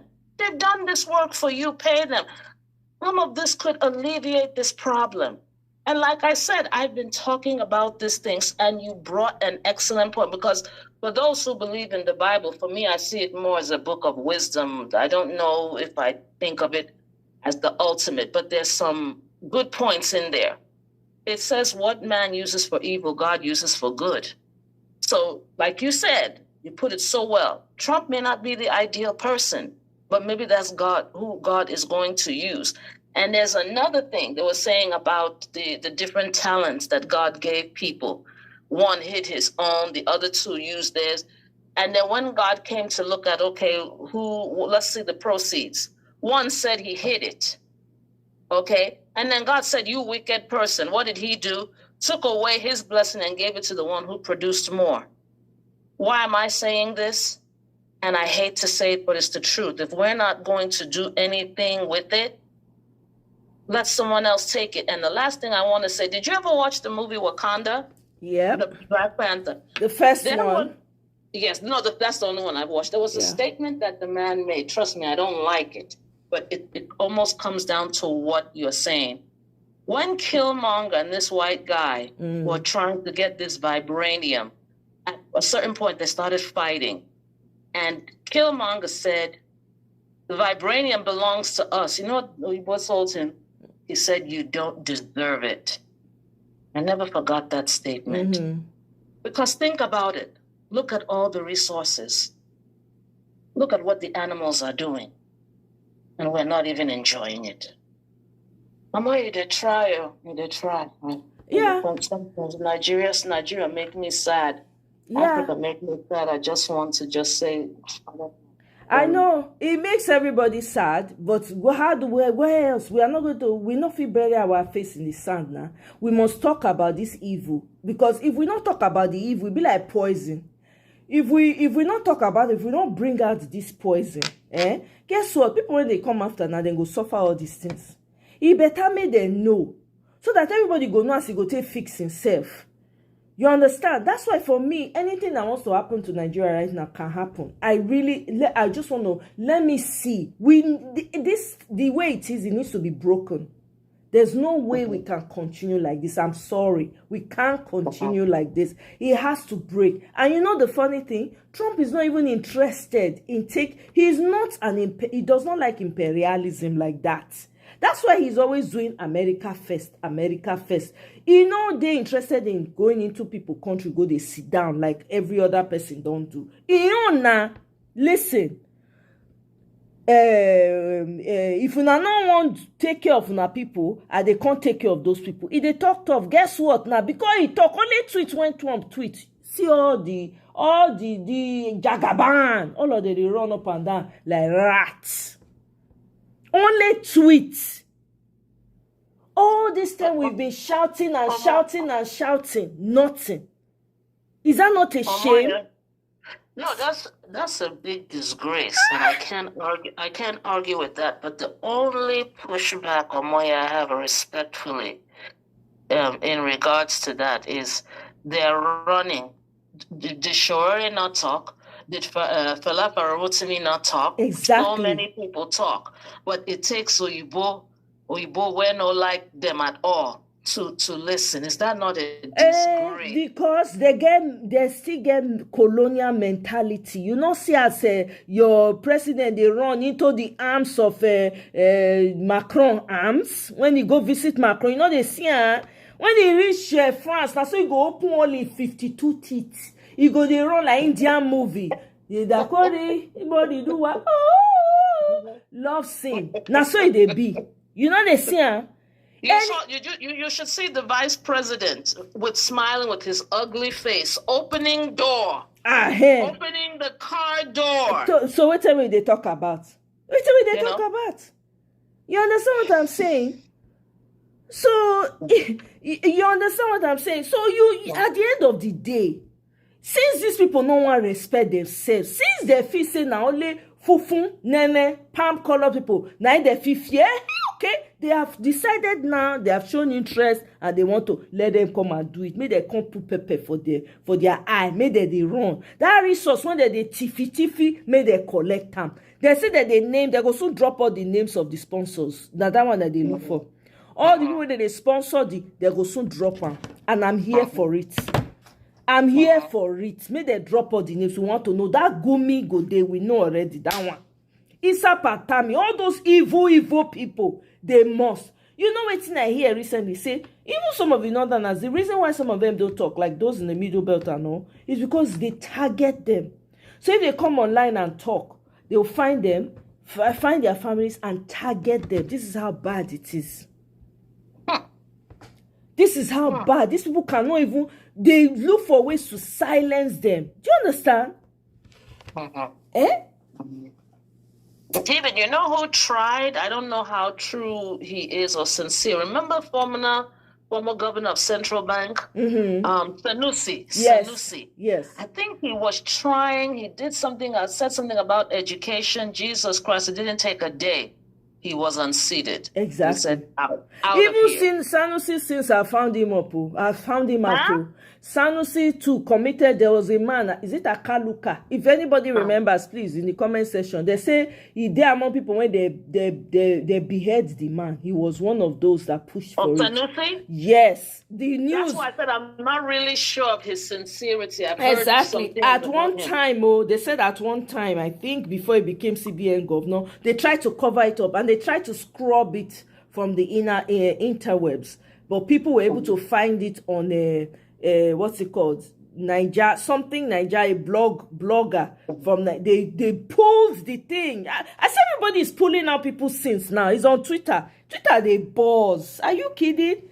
So his sins now are finding them out. They are looking for a way. People are like, no, we got to, all this is what Nigeria, you see how all the sins are coming out now? It is very important. In order for us to move forward as a people, we must, there's no way around it. Nature will always take account. If you don't deal with it, it's like all these people that buy people here. When the law, the justice system does not do what it needs to do, what happens? The nature will catch up with them. They start to act like fools. They start to act crazy. Do you understand? They start to do things and you'll not be wondering, what's wrong with this person? I'm telling you. Nature always, that's why, it's unfortunate. In Africa, there's a lot of sayings that prevent you from living and doing these terrible mistakes. There are things that will order your steps and make sure that you do not do certain things, especially when it comes once upon a time in Africa, life, especially in Nigeria, let me speak for Nigeria, life is very, very precious. If somebody loses their life in Nigeria, I remember everybody will mourn. Everywhere you hear it, if now one person, everybody is mourning down. Oh my God, this happened. Oh my God, people used to take it seriously. When did that change? When did we get used to people just buy? Like we've now become desensitized to it. No, it should never ever be that way. So what is going on in Nigeria now is important. The sins have come up. They've come up now. The transgression is spilling over, and nature has taken note. You must fix this problem, or it is destruction. You're going back to a factory setting. That's where we are right now. Absolutely. You know? Thank you so much. You're Keep welcome. what you're doing, and good night, everyone. I'll drop, but I'll be listening in the background. Thank you so much. What topic did you say you're going to do for my show? I really would like to. I want to, you brought light because everybody is talking about our resources, but I want to put, take our resources and then bring, that would be something like that as a title, and then bring the legitimate reasons, because you brought legitimate reasons. What resources? Don't get me, I'm like everybody else, like a dumbass. Yeah, my resources. But then wait a minute. You ain't enjoying it. You had to come to America. You had to be born in America to live well. That's why when people criticize America, let me tell you something. Don't get me wrong, Amoye. America has done its sins, but I will forever say, God bless America. Absolutely, you know why? Yeah. Because in America, I was able to do things that people who look like me, the same color as me, will do everything to make sure that I don't enjoy that. When I came to America, a Jamaican was telling me, somebody the same color as me, trying to, you don't deserve this, you don't deserve that, you can't get this, you get that. Guess who was telling me all this stuff? Oyibo, aren't they supposed to be our enemies? Exactly. Aren't they supposed? But you will get. My mother told me how it was black people who were giving her problem. A white woman left her headquarters to come and interview my mom. Mm-hmm. And she said, they said that you don't speak good English. She says, from listening to you, you speak better English than they do. And this is not an elitist thing. My point is, your own person, the same color as you, is spitting on you. The supposed enemy is helping you. Mm-hmm. So who am I supposed to love now? Exactly. I'm supposed to be dedicated to you because we have the same skin color and hate the person of a different skin color who is actually helping me? So all skin folk and king folk, that. Exactly. And so what I wanted to do was, give different perspectives, the different perspectives, and another perspective that look at. We're not even enjoying the oil that what is so coveted that other people envy, the people are saying, take it because it's giving us more pain. Yeah. And that even brings light to how useless and how worthless these people are. That's why he's calling the place a disgrace. Of course. Can you deny it? It is a disgrace. Of course. Thank you very much, my sister. Good I appreciate it. Thank you. Good night. We'll see you. Next time. Right. Yeah. Bye. Thank Bye-bye. you. And one love. Welcome. Long time. Happy New Year to you. Happy New Year to you, Amoye. I hope everybody is good on the platform, wherever you're listening. Yes. Nigeria, East Coast, West Coast, Southern Belt, Middle Belt of Nigeria, Afghanistan, Iraq, China, Gaza, wherever you're listening from. Thank you, Amoye, for doing this. I was trying to, I know I don't have your contact because most times, I know I've been really busy. Most times when I come on here, I don't see you. I was thinking maybe they took down your channel. Oh, really? These guys are up to something. Yeah. Because they don't like the truth. Yeah. Maybe they've been blocking me from maybe you seeing the notification. I guess that's what it is. Yeah. But I've been here back to back. Doing lives in the mornings. I'm here. Go ahead. I just want to say to my sister that just made a submission, God bless you. Thank you so much. Because I feel like I don't even know where to start with this Nigeria and Trump thing. The only thing I really loved that she just mentioned a few seconds ago was that I don't get it why people are crying that they are coming to take our resources. They're coming to take oil. They're coming to take resources. They're coming. You think if Trump wants to take resources, he wouldn't have taken the resources a long time ago. I beg you, they mind them. They need the permission of Tinubu before they take the resources. American bases are all over the world, So the idea of we crying that they are coming to take resources, I don't get it. Which resources are we? Is anybody enjoying resources in Nigeria? The Shell and Chevron, are they not already taking? I beg you, gather. Yeah. Is anybody enjoying anything in Nigeria? Besides the politician, anything? Is there water? Is there a road? Is there a good hospital that people can go to? You know how many children die? Infant mortality every day in Nigeria. even maternal mortality every day. They don't even think about all of these things, and nobody talks about it. And now we are crying, oh, they are coming to take resources. Well, now that Trump said he's coming now, everybody said we should unite. Unite fire, unite thunder. After the bigotry and the hate, lie. If you were that patriotic, why wouldn't you just let there be a good electoral process so the right person can get into power? Bam. That's how you know a patriotic citizen. Now that the guy said he wants to come, they are saying, oh, those guys that are saying they should come and they're patriotic. Patriotic your head. Patriotic your head. Because at the end of the day, if you were really that patriotic, you would have let the electoral process to be free and fair. Exactly. So the idea of people crying left and right, oh, they are coming, look at what they did in this, look at what they did in that, blah, blah, blah. That is just bullshit. Pure bullshit. But at the end of the day, you're not going to let people keep dying, people keep dying, and you just ignore. And for more than, look, Omoye, I grew up, I don't know which part of Nigeria you're from. We spend a lot of time, my dad is from Edo State. We spent a lot of time I spent a lot of time in Benin. I think I was up to 10, 11 years old before we moved to Lagos. Now, at the age of 7, 6, 8 years old, my mom was very religious. She was into Pentecostal church. We were going to Assemblies of God Church back then in Benin. Even right in Benin, this was almost, I don't know, this is almost 30 years ago. Even right in Benin, you see pastors running from Jos, pastors running from Kwara, pastors running from Zamfara.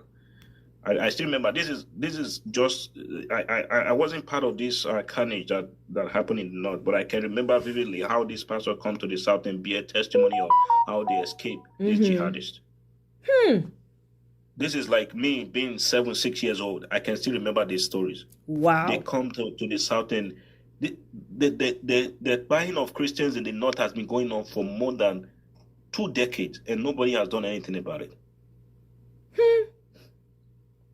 They will go to a church of almost 150 people. Sometimes they almost 350 people. They will level everything down. God damn. And now Buhari came because he wanted to win the election. He went to Nigeria and brought all these Fulani garbage people that came around with their AK-47. They are like running around the whole place, trying to perform their holy war of Islam, to cleanse up the whole place, And after the election, they forgot. I mean, they probably forgot to just, okay, the election is over. Why don't you bring up what we gave you so you don't have to buy people? But they left everything with them. These guys, you see someone who is 12, 13, 15, 17 years old running around with AK-47 to do what? In a safe society, we should have a ranch. If you want to be a cattle rearer, you should go ahead and buy land and have a ranch there and rear these cattle and stop pushing them around the whole country.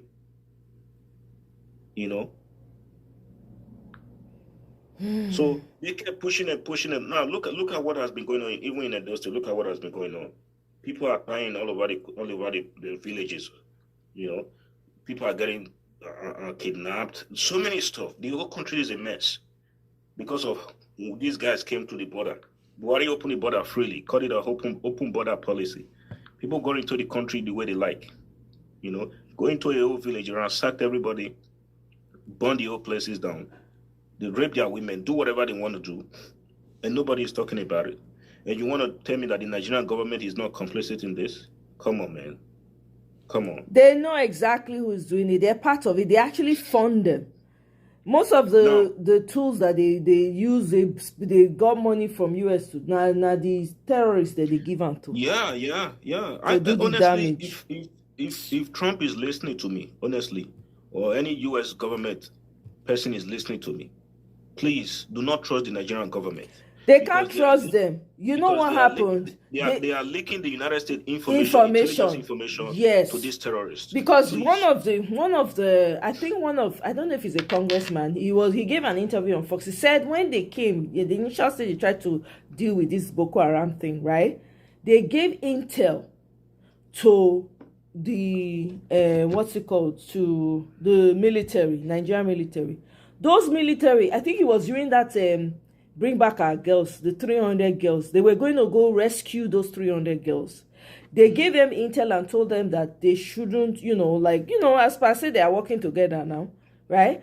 Their plan was to, put some gas in the air so that those soldiers will fall asleep, right? So that they can take those girls. Guess what? They leaked the information to this. The military leaked, Nigerian military leaked it to them. Guess what? And by the time they got there, these terrorists were wearing gas masks. They say no. You see that these guys, they recruit people into the military that are also part of the Boko Haram and the Islamic jihadist group. They recruit them to the Nigerian military, and then when you're trying to fight them, it becomes a problem. Any major, any general who is trying to push further, they will immediately take that person off the position. So it has to go. You guys just take the north, go your own separate ways, and let the southwest, whichever part of Nigeria has the same ideas and values, let them go their own separate ways. Because you can't live together like this. You can have a country, you have a federal government law, you have the constitution, and then you also have a country where you have Sharia law. And then you try, okay, do your Sharia, I get it. Don't push it to anybody. Just keep it within your own law, within your people, within your religion, but don't try to force that same law on other people. And if others don't accept it, you take them out. So this idea of trying to perform the Islamic holy war and make sure that you invade every part of the villages that you get to, it's not going to work. But because they have so many of them in the Nigerian government, you look back to what happened in 2023, when we were all crying left and right. We saw that Obi won the election clean and clear. Mm-hmm. But who was the guy? Who was the guy that was sitting at the INEC position? Who was the guy that was, in these high key places in Nigeria? These same guys, the Fulanis. They are not going to give that seat to Obi, who is from the south, because they want to stick on to power. Now, in order for them to be able to control the south, control the country, they would rather make sure they give that position to someone who has converted to Muslim. And Tinubu is a Muslim. Even still, they still think Tinubu is not the original Muslim. Mm-hmm. But the person that he's not Muslim enough. You know, say they try to say make it buy and wife. Yeah, the person that they can control with that religion is the only person that we even let get close to that position a little bit. Mm-hmm. So you see what has been going on over the years. It's either you convert to that Muslim, that Islam, or they are not giving you that position. They force that religion on people. At the same time, we say we have one Nigeria. Yeah. Oh, we have Christian, we have Muslim. No, now everybody should come together and defend America. Trump is not saying he's going to invade Nigeria. Exactly. Trump said he's coming for you guys to get you guys out. Exactly. To take out the cancer. You can't have a country where you think everybody should have equal access to resources and equal access to equal voice to their right, and you just silent a whole community. Ify, thank you very much. I really appreciate. Have a wonderful night. So thank you. We go again. Aluta continua. We observe. We be the observers. All right. Good night, my sister. Thank you. I appreciate it. It was great seeing you again. Go ahead, Mr. One Love. Sorry. Please, the only I am pleading to President Trump, do not listen to these vagabonds who call themselves government officials in Nigeria. They are all criminals. They are all terrorists. They are not willing to let the Christians go free in Nigeria. Because this issue is going to keep going on and on and on until this problem is solved. They might make a promise and say, oh, well, we're going to tackle the insecurity. We're going to make some changes. They are not making any changes. Just watch out. In about 3 to 6 months, something is going to happen again. Because their goal is to make sure they clean up Nigeria so that everybody will become Islam. Mm-hmm. That is their goal. Yeah. Yeah. That's what it is. That's what it is. Yeah, exactly. Kenny, I agree with you. Nigeria can win, but we can work. But we need to define the terms of engagement. I agree with you completely. We need to, all the tribes, no exception. All the tribes, everybody go come table. We go discuss. Everybody need to respect everybody. Oh, absolutely. Everybody needs to be respected. If we cannot come together and agree on how we should be governed, a constitution that is written by the people, exactly, then we are not ready. Exactly. It's not a constitution that some group of military guys will hand over to us. No, that's not what we want. And some must come together and write that constitution. Exactly. And a few people will just decide amongst themselves they want to be sharing all the resources. The evil. No, Nigerian leaders are the most wicked. Even the citizens too. Wicked group of people. Greedy monsters. No. Pay their score. Make Trump come quick. If you know Trump, whoever is close, I remember tell them make it come quickly, decisively too. We day here. We're petitioning. I'm writing that. I'm writing every single day. I'm dropping a letter in the mail box to the White House every single day. I'm telling you. I'm gonna make sure that letter. Yes, I go do that one Trump too. get to Nigeria, I keep sending one letter to the White House every single day. I think I'm going to do that too. I think I'm going to do that. Every single day. Yes. I'm going to add that to it too and be doing letter because no, we can't continue like this. Make the factory reset. We need them. No. And if these people want their Sharia, I don't even have problem. But they should be on their own. They should just be doing their Sharia and eat themselves up with Sharia. I am not against Sharia. I'm not against Sharia. But not impose it on impose it on everybody. Can you imagine? They almost if you want to have Sharia, have it on your own way. Exactly. Keep it within yourselves. No. You know, so anyway, make we wrap them up for here. Make I so that I go get strength to come out tomorrow. I never know. Tomorrow, so I go fit come back so that I know say something will happen. I can't wait. I want make Trump just me they don't move. Me I just hear say things just they happen. Now that will be Trump my is greatest definitely. joy. Your Trump is going. Don't even worry about it. Before Trump made that statement, they already did their investigation. Now don't play with the U.S. The U.S. embassy is not there to eat bread and banana. I know they get intel. They even get them more than the Nigerians themselves. They do. Down to the crevices of Nigeria that you don't think they can get to. They have people that are working for them. Yes. So before he made that statement, they already have their investigation. They've been having a hearing for more than 3 years now. Even during Biden was sleeping on drugs. That one was just sleeping. He wasn't doing anything. Even during Biden, they've been having hearings almost every month. Catholic bishops come from Nigeria. People have been coming here.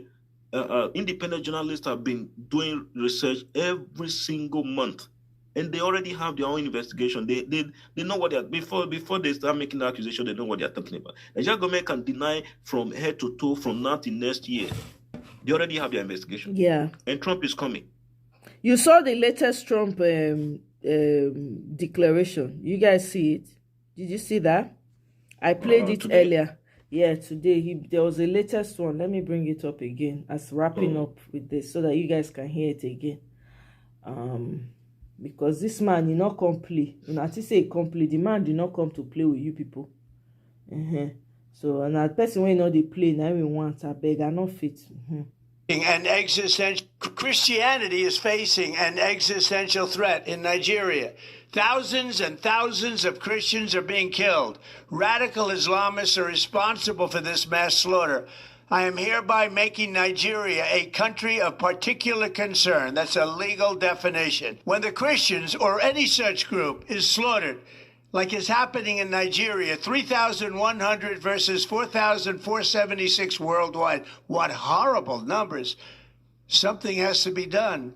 I am asking Congressman Riley Moore, together with Chairman Tom Cole and the House Appropriations Committee, to immediately look into this matter and to report back to me. And I mean, like, immediately. The United States cannot stand by while such atrocities are happening in Nigeria and numerous other countries. It's not only Nigeria, it's all over. We stand ready, willing, and able to save our great Christian population around the world. This is not going to happen. The killing of Christians is not going to happen. You hear him? For those of you that have not heard it, this is the most latest one. Okay?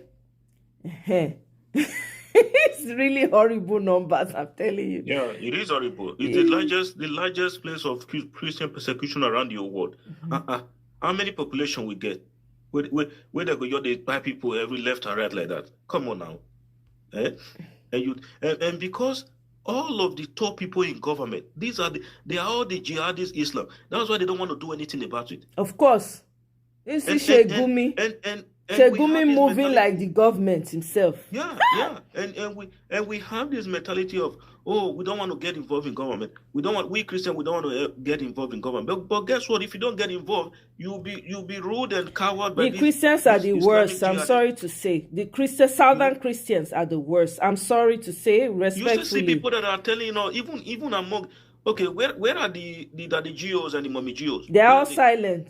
Yeah, they're all silent because they've collected money too.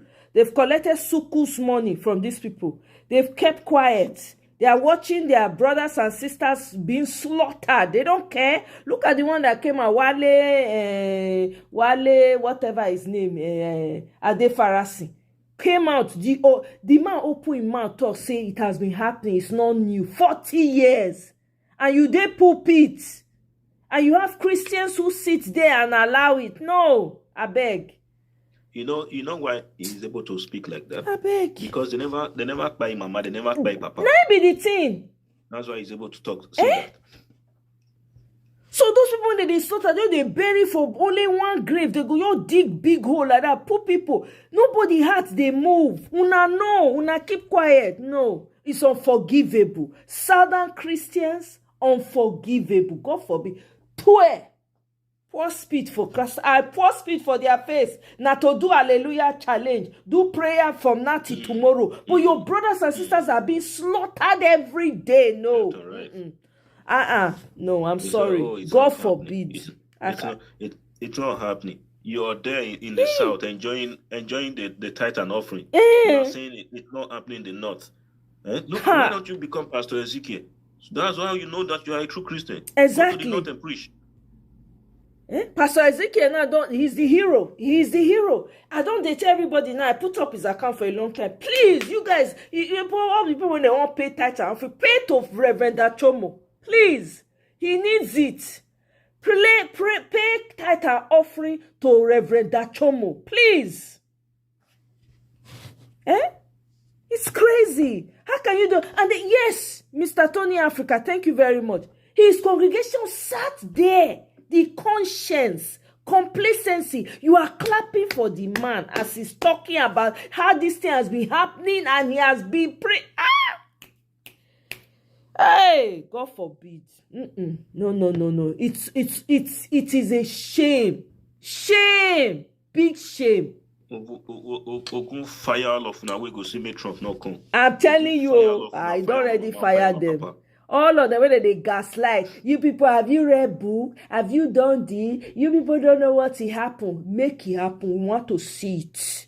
Look at all the Nigerian military people that have been coming out. I have friends in the military that have called me. Say, Omo, we just dey wait. Now wait, we dey wait. Now when they say, oh yeah, he say now they go dey front because, see some of them, I have a friend who in the military, went in family, because the person is from a middle belt, was directly affected by this. Now God now saved them. They go, whether they say they go night vigil or something like that, by the time they come house, they don't burn everything reach ground. Nothing remain.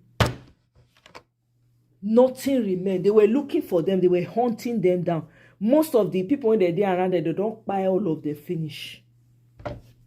Now those ones now they say they just they wait. They can't wait. They ginger. Some don't they do overtime gym. They go gym. They put in the work because they need I'm telling you, this is how Nigerians, so I'm never talking about the African Nigerians now when they military, now they come out, they talk, they do. You hardly see Nigerian military people doing content, they share all this Me, kind. me, me, me, I don't mind though. If I have to go sign up here, make I go sign up, make they carry me go there. I'm telling you. Make I go remove all of them one by one. It's crazy. How can your country, people just they buy, and you say you be president. They come meet you say you not fit do anything, they go buy you. Then why you can't be president? As a person, you should be ready for anything. You threaten everybody. Look at what happened 2023 now. Crow, they fold the man, they fold in hand, carry election result, carry on for you. I'm telling you. Wicked and useless Yakubu. All these guys, they don't want the power to go. They don't want to leave that power. They want to make sure they go leave them by force. You sure they don't want to leave them gently. They go leave them by force. That's what is going to happen now. May they watch. They go leave them by force. If they like, may all the APC, may they debunk, may they all of them run and go APC. May we know say now one place all of them dey. You see this election, if there will even be election, I don't even know what I'm talking about. If there will be election in 2027. Sorry, Sid, welcome, oh. Sorry, I don't say fair. Welcome, long time, oh. Go ahead. How you doing? Okay. Go ahead. Okay. I'm fine. Well done. I just came to greet you and tell you guys, well done, carry on. And we are just waiting for the action. All this one is long talk. Long talk is over. I trust the man in the White House. I trust him. He doesn't walk around. You have to. He doesn't operate like normal people. He told Iran, I give you 60 days. As soon as the thing clock 1 day after, Operation Midnight Hammer. No.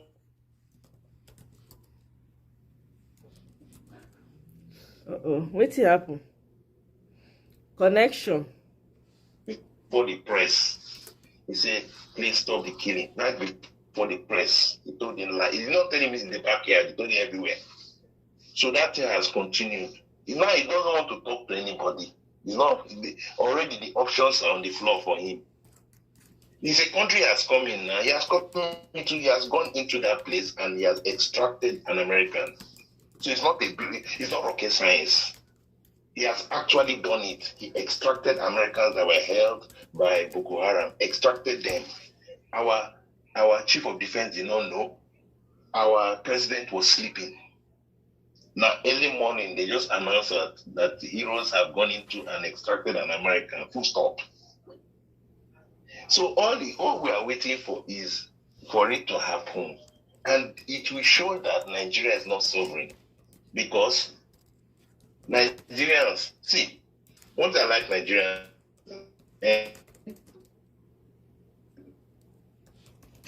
Nigerians can die. Remember when there was this thing to attack the Sahel guys, the Traorés and all that? They wanted to put some bases. Mm-hmm. Nigerians did not think of, it's north or south. Everybody was against it. Exactly. Do you get what I'm saying? Yes. Everybody was against it. Yes. Nigeria, you cannot attack any African brothers. We are not going to support it. That's why that thing failed. Because Nigerians themselves did not want it. Yes. So if you look at it, the problem is the North is, especially most of the Northern Muslims, are not sincere people. If Nigerians gathered South and North said, no, Tinubu, you cannot attack Traore. Exactly. You cannot do that.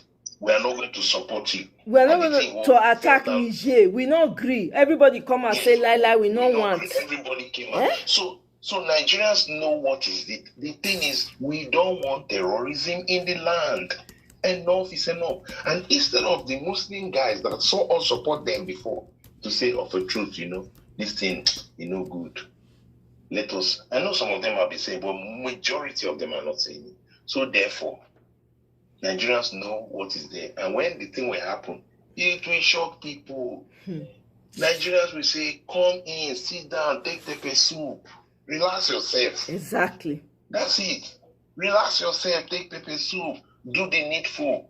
It will not take more than 2 days.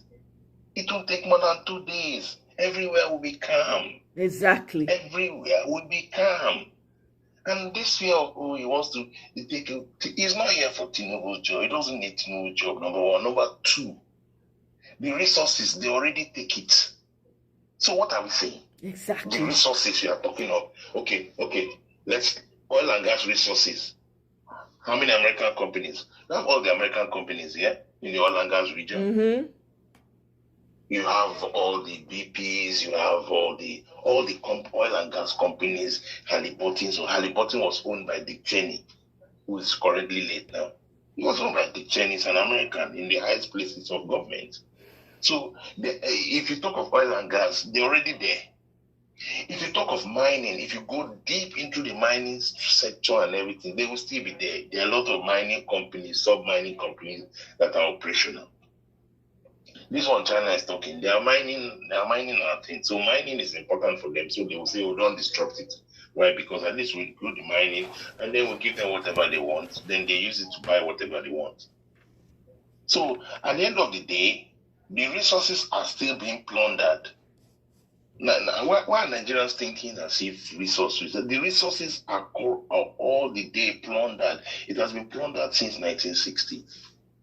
The resources have been plundered by Europe, plundered by every person that can have access to it. Exactly. So why are we talking as if the resources have never been plundered? Exactly. It's always plundered.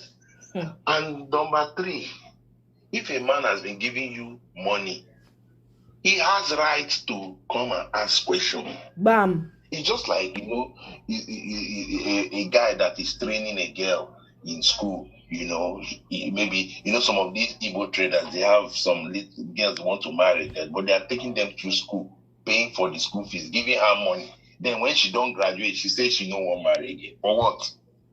What are you saying? No, you can't do that rubbish now. The man will vex.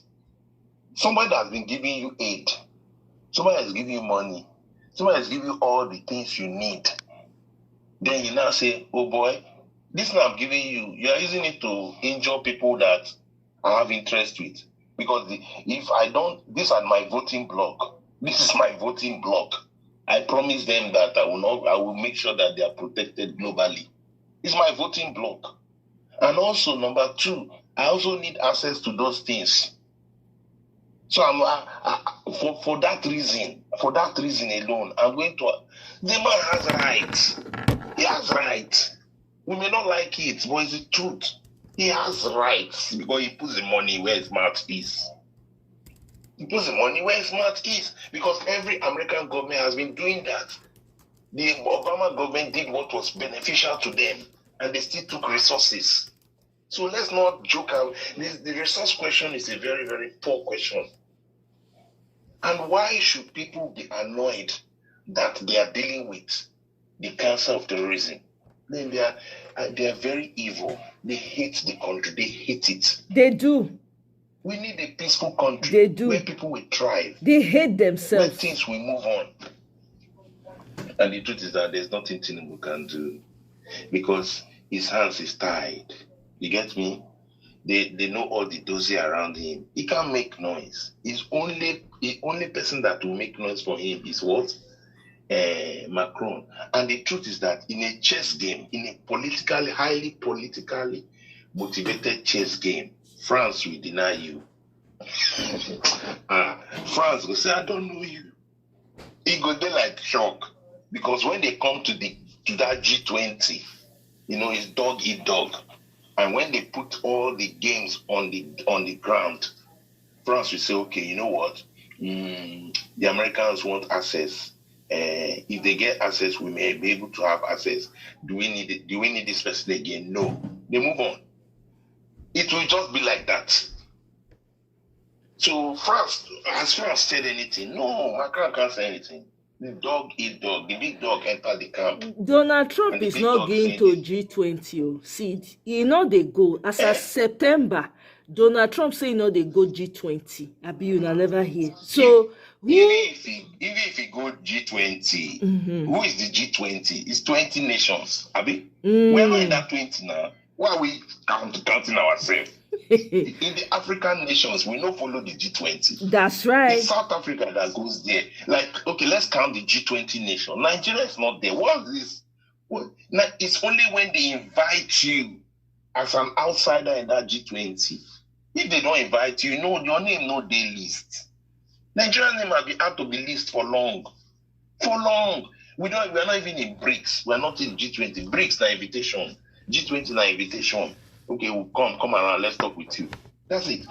That's how low we are now. Why are we deceiving ourselves?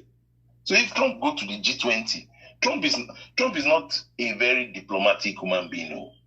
Trump is not here to pander to your sentiment. See what he did with Ukraine. Right there in front of them, you have the man. You have the Ukraine and say, make a waka come out. It's not. He not send anybody, Papa. He not send anybody. What he wants to do, he will do it. Nothing. See, when you know Trump is a serious man, for him to go to Iran, you know what is Iran? Islamic Republic of Iran. And do what he wants to do, waka. He took out the chief of defense there in one move. So understand that this guy no dey saying no fear anybody, no dey fear any human being. He doesn't need second term. So now he's in the business of action. So therefore, he has given them time. If you want him not to come, do the needful. He's giving them some intel. This is where they are. Get them out. It's a simple thing. Then you get them out, everywhere is peaceful, no drama. You continue what you're doing. But if you don't do that, then he says he will do it and it will be swift and quick. It's not, at least this is not, our protests. We always have protests in that country. They'll give you 10 days notice. Then they'll start doing propaganda. Showere will give you 10 days notice. You do. This is not Showere. This person is not Showere. As he don't give you notice, start to act. Start to do what he has told you to do. If not, he tell you this is what he will do. And he doesn't need boots on the ground to do it. He's too sophisticated. Like, seriously. He's too sophisticated now. Like, come and do boots on the ground. Asari Dokubo is thinking that it's going to be a boat fight. No. Don't have that time. Not as Venezuela. Not as other people. As he's saying it, he's doing it. It's not a rocket science. You get me? Yeah. And at the end of the day, even the Chinese, he will work with the Chinese and do what he needs to do. So let me allow you guys. Well done. Keep the fire burning. My brother, thank you so much. It's good to hear from you again. Oh, I appreciate, because it be like say the team be done tire you one kind. You when they encourage us before, I can't notice say like say my brother don't tire, this thing don't tire him. But anyway, my people, now here I go end am. Make I go take break. So that I go get energy for tomorrow, But guys, thank you so much for joining me. I appreciate. Michael, thank you. Mr. Wala, thank you so much. I appreciate the effort. Anytime, no wala, no stress. I really appreciate. Mr. Tony Africa, thank you, sir. Thank you for being here. Gawalele, thank you. I appreciate all of you now for joining me this evening. My sister Ify, Rose, I hope you guys have a wonderful night. Who are not great for you now? Christopher, Itafte, nice to see you. Kene, thank you very much. Kene will just come here, just drop comment. I don't know. Are you that busy with Alakija? I don't understand. But thank you so much, guys. I really appreciate. Really, really do. Who else was here today? Let me see. I don't want to miss anyone. Who else was here? Okay, I don't know who else was here. I beg, if I not mention her name, I no vessel. I beg, I no vessel. I don't feel go all the way at this time. But anyway, guys, please look at my screen. I see get the man number up. If you want to pay your tithe and offering, please pay to Dachomo, Reverend Dachomo. That's his details and bank account. That's the man in the midst of fire. Now they take everything in. So if you not get any small change, if you now they won't pay tithe, this is not the right person to pay tithe and offering to. Thank you very much, guys. I'll see you guys on my next one. Good night. Thank you. Don't forget to smash the like button on your way out. Don't forget to share the video. Thank you very much. Odaro, sir. Good night, Mr. Tony Africa. Doesn't want to explain the kids' drama. I beg, I'm going to leave I'm not going to put my mouth inside that matter because you and Kene, I know understand. A family quarrel be that one. Thank you very much. Good night. Bye.